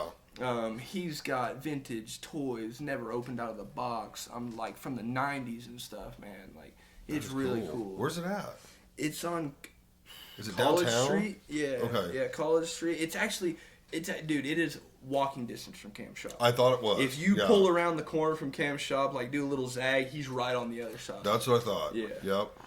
Because when I went and got this tat the other day, afterwards, that's why I went and got that jacket and shit. Because I was like, well, can't be right here and not stop by. You know what I mean? I need to stop by next time I'm down there. Yeah, it's super cool. You'll like it's a lot of stuff that's just not in any other store. You know what I mean? Because it's not brand new. It's just a vintage cool store. Like right. That's wild how you like.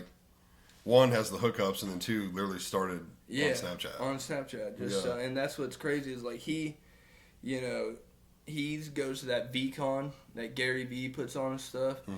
He is dead ass about find something you love and do it for the rest of your life. Right. Make a career out of it, and he has done that. I think that's just insane. Right. Like I like trucking, but trucking wasn't something that I found. It was like just grinded till I made a career out of it. Trucking was a career. You know what I mean? Buying and selling shoes ain't a career. Like he grinded for that. You know what I mean? Like that was, because like you said, you got to have a whole network. You got to have people to buy from a good price that you can turn around and sell it for a good price. You got to have people that are actually going to buy your shit and not just think you're some ripoff selling online, And I think that's what a lot of the problem was at first is like I don't think he has a Snapchat. Like Snapchat banned him for selling shoes. Yeah, I was just saying, I haven't seen that for a very long time. And sometimes Instagram takes a story down because it comes down to I think that Snapchat realizes people are selling something, whether legal, illegal, it doesn't matter. But they're not getting anything out of it for know what I mean. So whether I know people that have gotten banned for selling illegal things on Snapchat, but Jamie got it banned for selling shoes. Right. And they just weren't getting, they were like, oh, you can't sell or run a business on here. Huh. I guess I figured he just stopped doing it because of the store, but No, I don't think he had it quit Snapchat at all before anymore. the store. Yep. I think he was, That's like got right. completely. I think first time they like locked him out for a little bit and then let him back in, but then the second time they like completely banned him and he has not got it back. The crazy deal. Damn, just for selling shoes. Yeah, just for trying to flip some used shoes, dude. I thought that was pretty crazy. But whatever. But I guess, I don't know what they look for. It could have been flagged. Like, you remember, he used to post, 50 snaps a day. Right. Of different inventory he had got in and what he had for sale. And so I don't know if they look at that and they're like, oh, this is too, you know what I mean? This is a spam or of some sort, Right. And it's just Jamie grinding. Yeah. So I don't know. But How much older was Jamie than you? 2 years. Jamie and Avery were same grade. Yeah, 2 years. Yeah, they graduated in 16. I graduated in 18. Okay, so they were only 2 years behind us. Okay, yeah, because I remember. Man, I can't say I recall seeing Avery at Laswell's that much, but I know Jamie was over there. Yeah, I think quite a Jamie bit. and Laz were real close there for a while. Yeah. Yeah, I remember seeing Jamie come over. Yeah, because man, those were wild times. So my senior year, I moved out in April, and Laswell's parents bought that house. Laswell, me, and Big Smith moved into that house. Laswell and I were still in school. Yeah. We had let's see, I guess we had about a month and a half of school left. And that feels nice. Oh, That's bro, dude, it was wild. We were like, we are in school, Come on. but we are in our own house. Yep. We have, we make our own rules. That's like, right. there's no parents. Like, we're 18 Yeah. and still in Gotta school. feed No, yourselves. yeah, oh Yeah. yeah, we had it all. And bro, it was wild. I'm talking like it would be, Monday night, Tuesday night. We got a house full of people, and we're playing beer pong.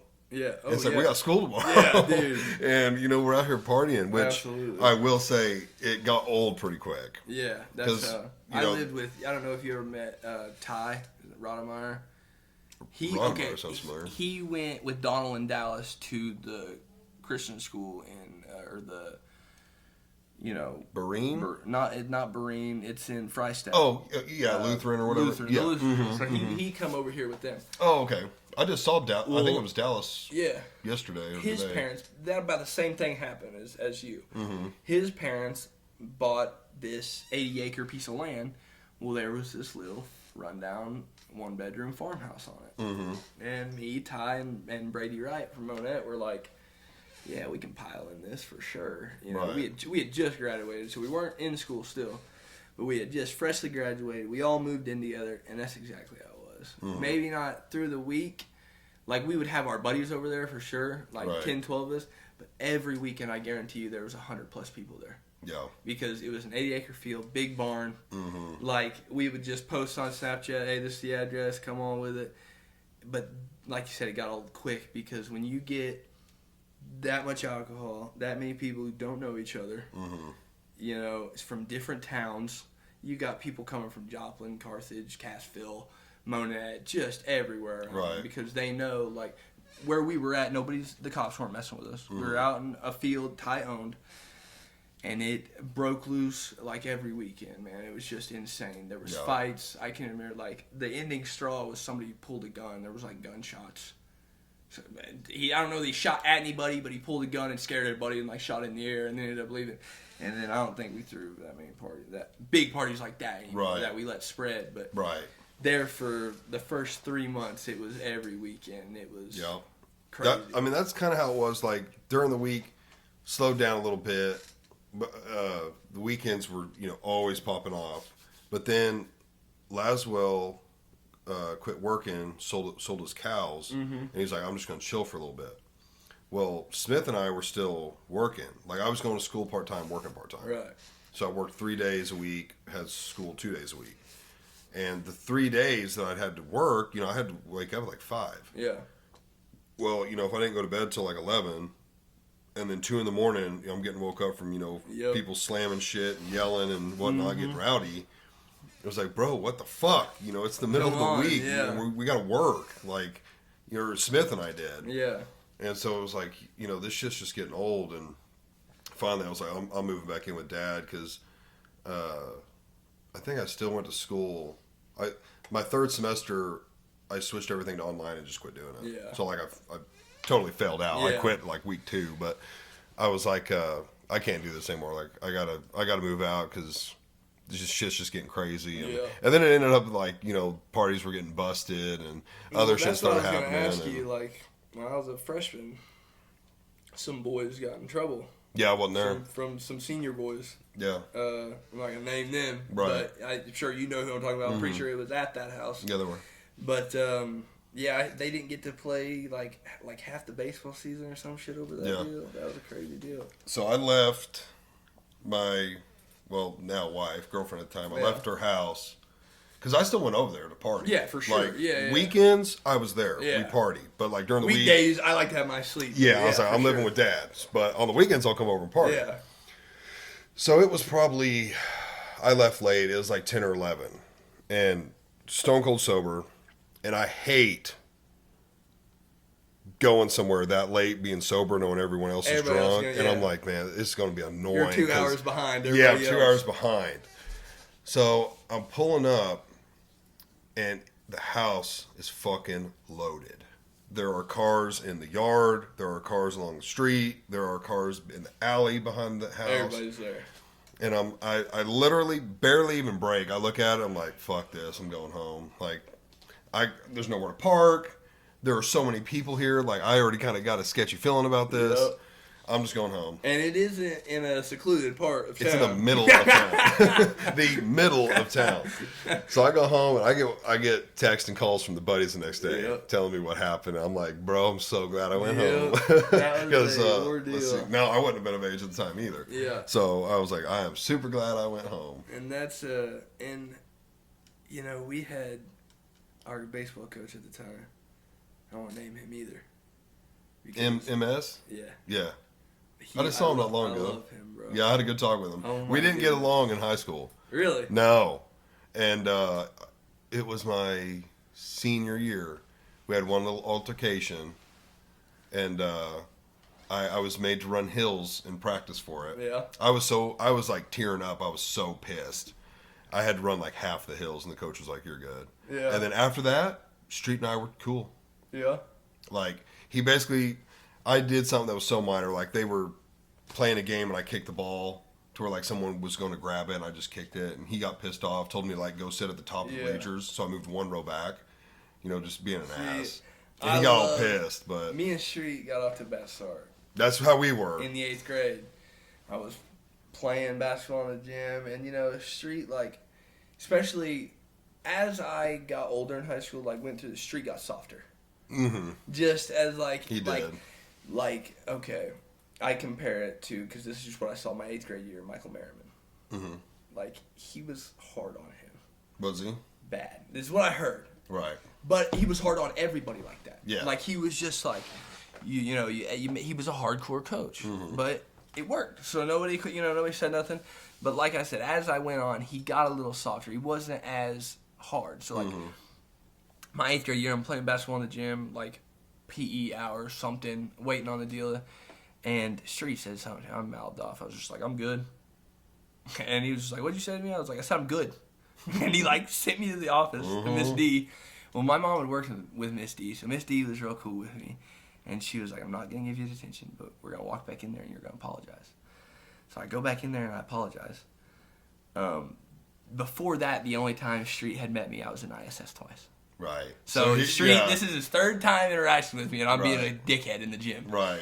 So freshman year, I come in, and he's probably like, oh, this douche. Yeah. And freshman year, I didn't play much varsity. I played a little, Sophomore year, I started to play varsity, but I was green, and I did mess up a lot. So a lot of the ass chewings I'd earned. Mm-hmm. And he wasn't afraid to give them, right. So, and, but young 15, 16-year-old me, it pissed me off. Mm-hmm. So we weren't real tight. But junior, senior year, I got really tight with Street, man. We were just kicking it. Him, and who I was originally talking about first was Metlock. Oh, okay, yeah. Metlock, it was our baseball coach my freshman year. Yeah, I had him in football. And, I really got along with Metlock. Dude, You did not. Now that we said his name, I'm not going to tell the stories. Oh, okay. I love Metlock, dude. Oh, you do? I love Metlock. Oh, okay. He is my all-time favorite. Yeah, I really got along with him. Oh, man. Dude, I got him good one time. Yeah?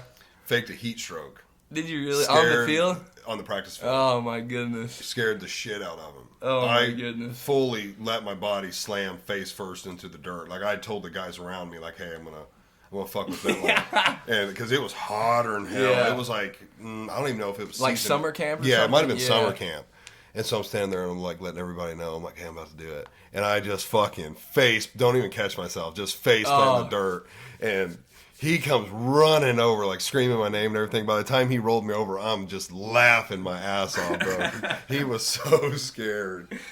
Yeah, dude. Old He's- Matlock. I like him a lot, dude. He, my freshman year, he was just so cool with all of this. Like, we would joke, so he's handing out stuff at the end of practice one time. Mm-hmm. Maybe it was beginning. We had some more stuff to do, but, and I'm just a freshman. I'm trying to crack up these boys and, I'm trying to be funny. Trying to be that funny freshman everybody likes. Right. And he was like, Tyndall, here's yours. And I'm like, and he was like, calling out people's names. And he was like, Tyndall. I was like, right here, douchebag. And he looked at me. And he looked down. And he looked at Cole Kelly. And he looked at me. And he goes, go run polls till I fucking tell you to stop. And I was just like looking at my buddies. And they were all laughing. Everybody's laughing. So I run polls.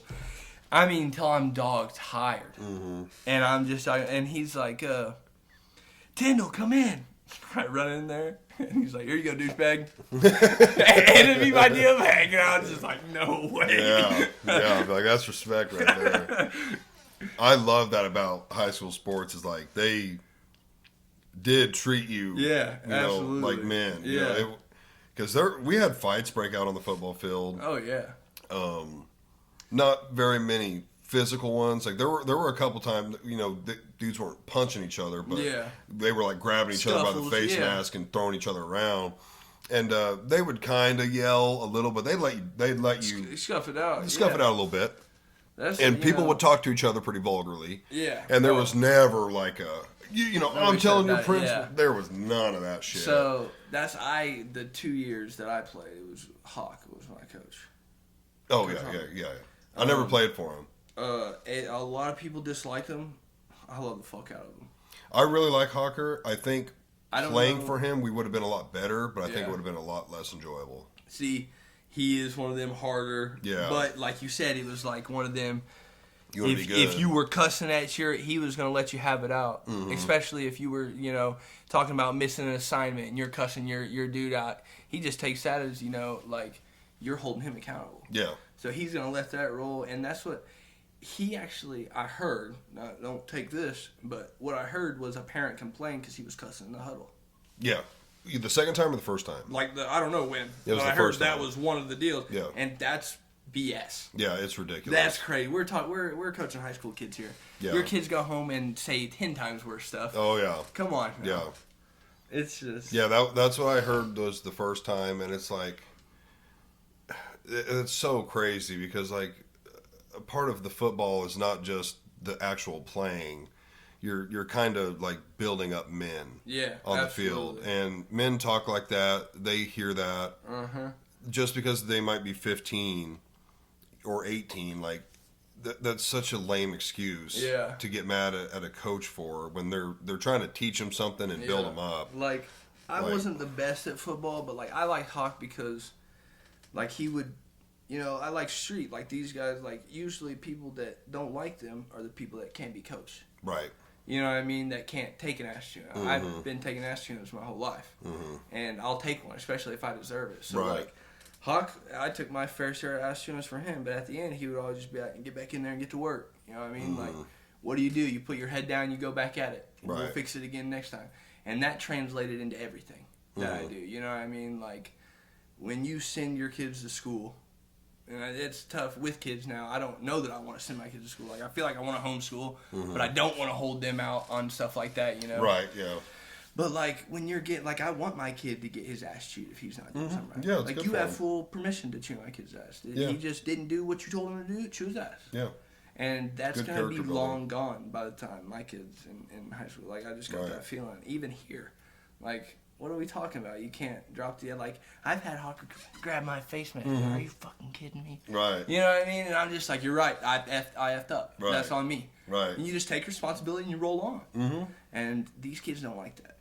Right. They were softer. Yeah. And Yeah. I hate being. I feel We like enjoyed I'm that. 24 years old, and I hate being like kids are like that these days. Right. These but they kids. are. Yeah. They Like, really are. I mean, it's just crazy. Like, I was talking to my buddy Riley about it.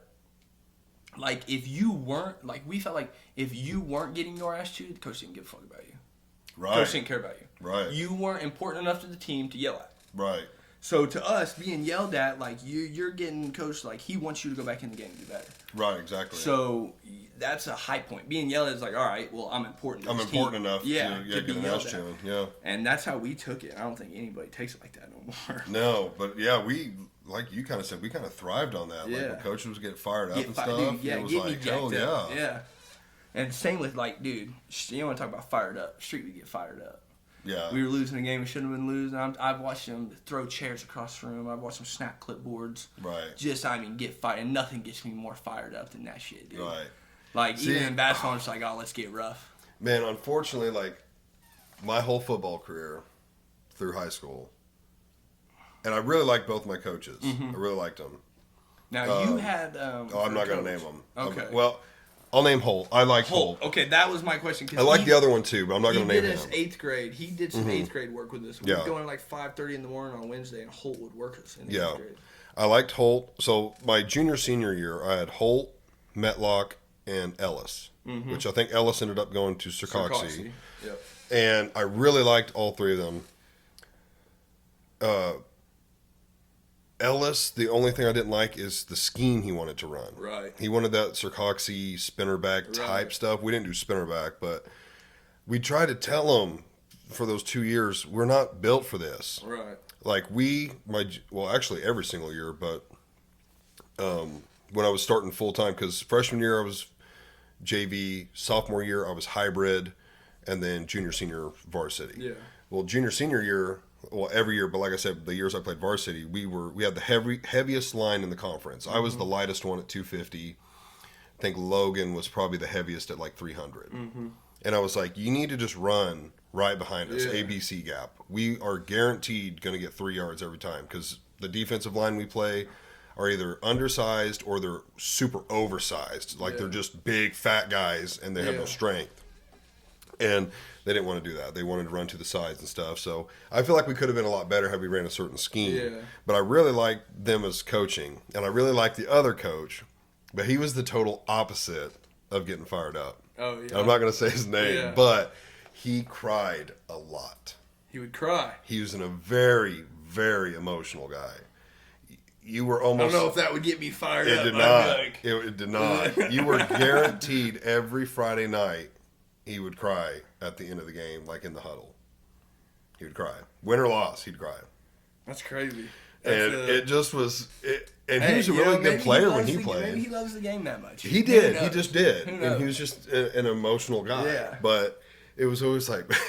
we were always just like, why is he crying right Yeah, now? you're just like trying to go crack a beer with the buddies. Like, Yeah. why is this guy crying? Yeah. We just lost 47-12. What are Exactly. we doing? And I hate that too, because there would be times we'd be down like that. Yeah. 5 minutes remaining, and he's like, come on, like, we got this, we can do this, keep in the game. And I'm like, bro, we could literally go to the locker room right now. It's over. Like, I'm not a quitter or anything, but I'm a realist. Like, yeah. And let's just get the game over with. It's Yeah. take the L, and we got beers to drink, after this game. then we're gonna So, wash this one down. Yeah. Yeah. But yeah, it always cracked me up. It was like, why are you crying right now? Win or loss, I didn't get it. My senior year, we went 9-0. Really? Conference champs, yeah. And then all 4 years of my high school, at least both years that I played, I know for sure, but I'm pretty sure because the boys that played all 4 years, they'll tell you, like Thayer knocks us out of districts every year. So we went 9-0, win our 10th in a row, go to play Thayer to go to the district championship, and they beat us.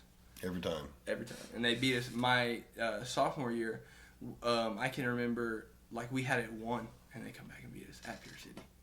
Crazy. Or actually, I think that was Kabul my sophomore year. They did that. And then Because we're still class 2. Yeah. Yeah, that's the problem. We need to be class 1. Yeah. We're too small for class 2. Dude.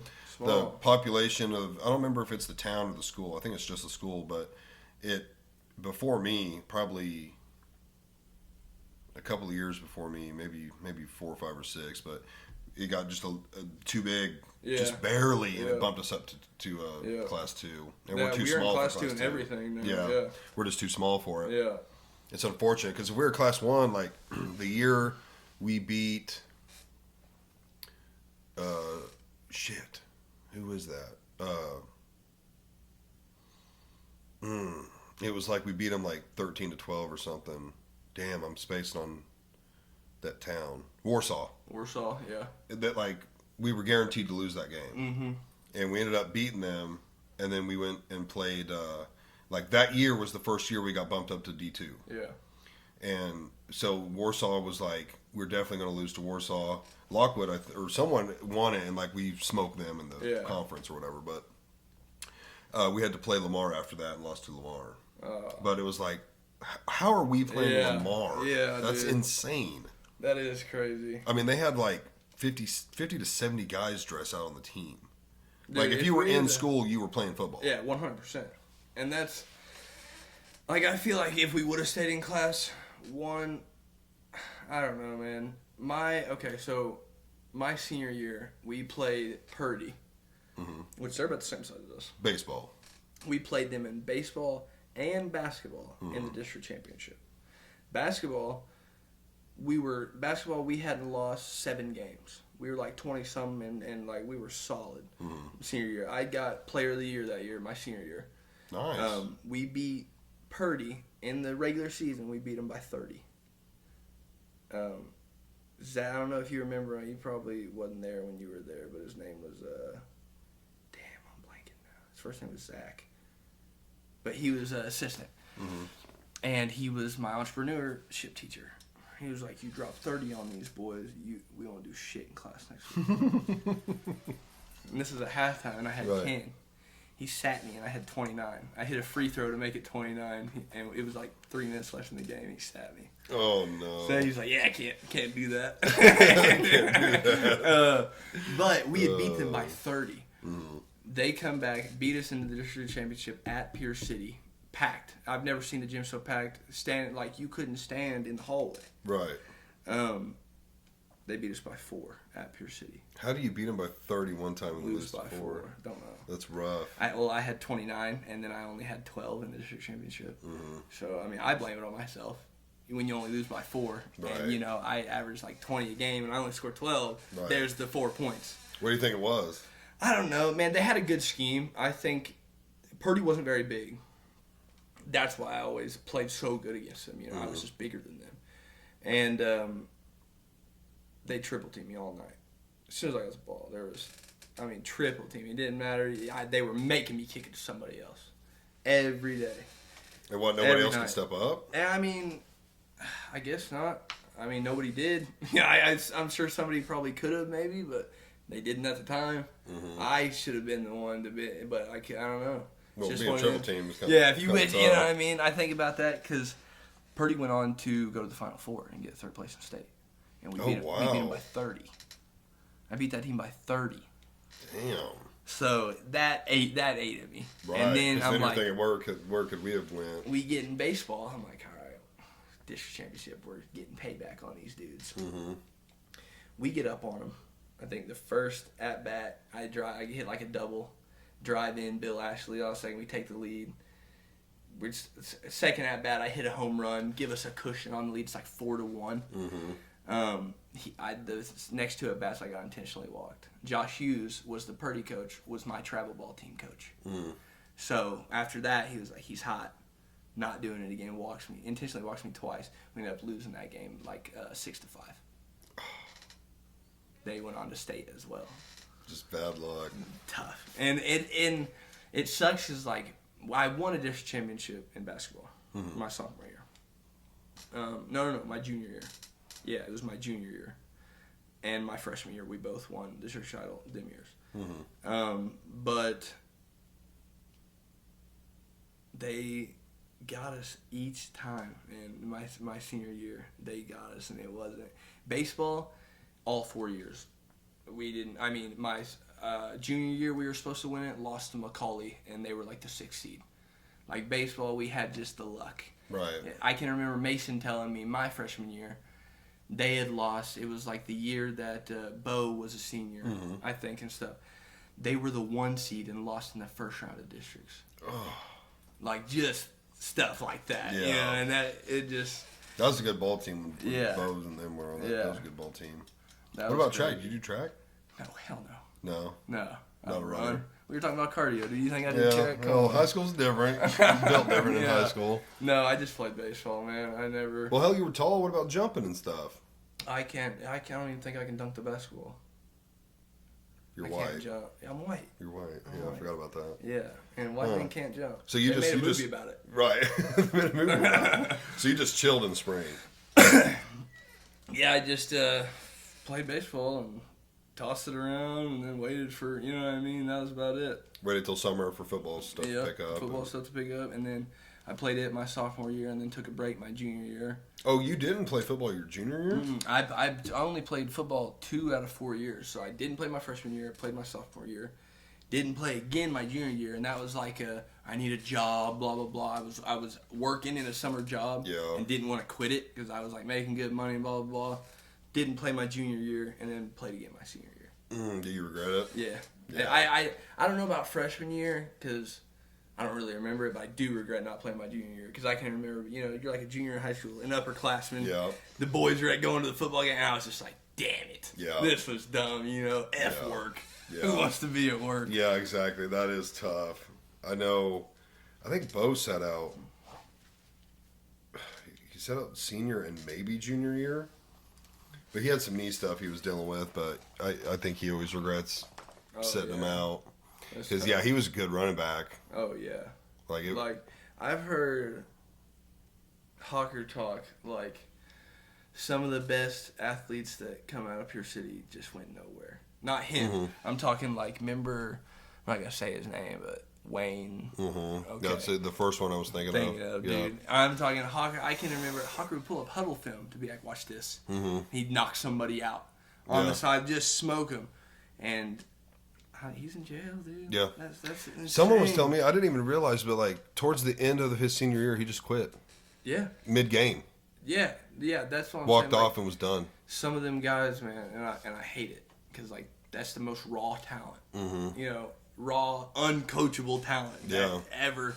And it's crazy because them boys, all of them, like all them boys in that family, crazy athletic. Right. Oh yeah. Crazy athletic. Yeah, I played with. Let's see, which one did I play with? I don't want to say his name, but the so there's the oldest one, and then the one you just said, and then the one below. I played with that one. Yeah. He was a senior, I think, my freshman year. Yeah. No, because I think I played with him 2 years. He might have been a junior. Well, the other one set the 3-point record.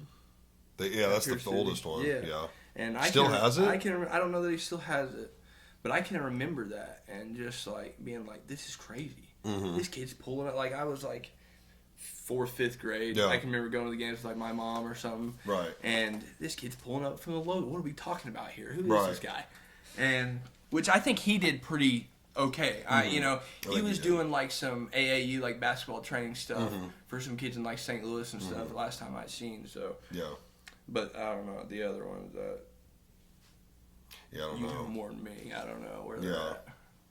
No, I don't know either. I know But- Big Smith said he's hit him up before, like asking him for money and stuff. Yeah. Hey, anybody, you know, Yeah. everybody's got that couple dudes in their class that, Right. like, you ain't seen them in 4 years. Like, hey, man, you spot me 40 till Friday. Right. That's funny. Shit, what time is it? I feel like we've been going for a minute. Yeah, I can do. It's almost 9. Is it really? Yeah. What did that say? It's 3 something. That's a pretty good one. All right, dude. I appreciate you having me. Absolutely. I'm glad you came out. Yeah, this was dude. fun. It was. I enjoyed it. I ain't had a yak session like that in a minute. Dude, yeah, they're always fun. They are. Like, I enjoy really, you that. get going for a little bit, and next thing I you didn't know, even realize it's when I looked at it earlier, it said like 7:50 something, and I was like, I thought it was like 6:30, dude. like, yeah. Oh, dude, time flies. It really does. So hell yeah, dude. I appreciate it. Well, thanks for coming out, and like, dude, be safe while you're trucking. It sounds Absolutely. like things It are is. absolutely crazy. So It's crazy, but you know, you got to watch other people more than I watch. You know, I'm pretty confident in my driving. It's these Right. other people It that really is are the on other their people. phone and not paying attention to what they're doing. That's who you Pulling gotta out in front watch. of you, and for sure. it's dangerous stuff. But the world needs truckers, so That's right. Gotta the, keep it the world moving. don't spin without truckers. That's right, man. Well, I appreciate it. Yeah, absolutely. Thank you. Thank you for coming out, guys. Follow me on Facebook, Instagram. Check it out on YouTube and Spotify, and we'll see you in the next one. Peace.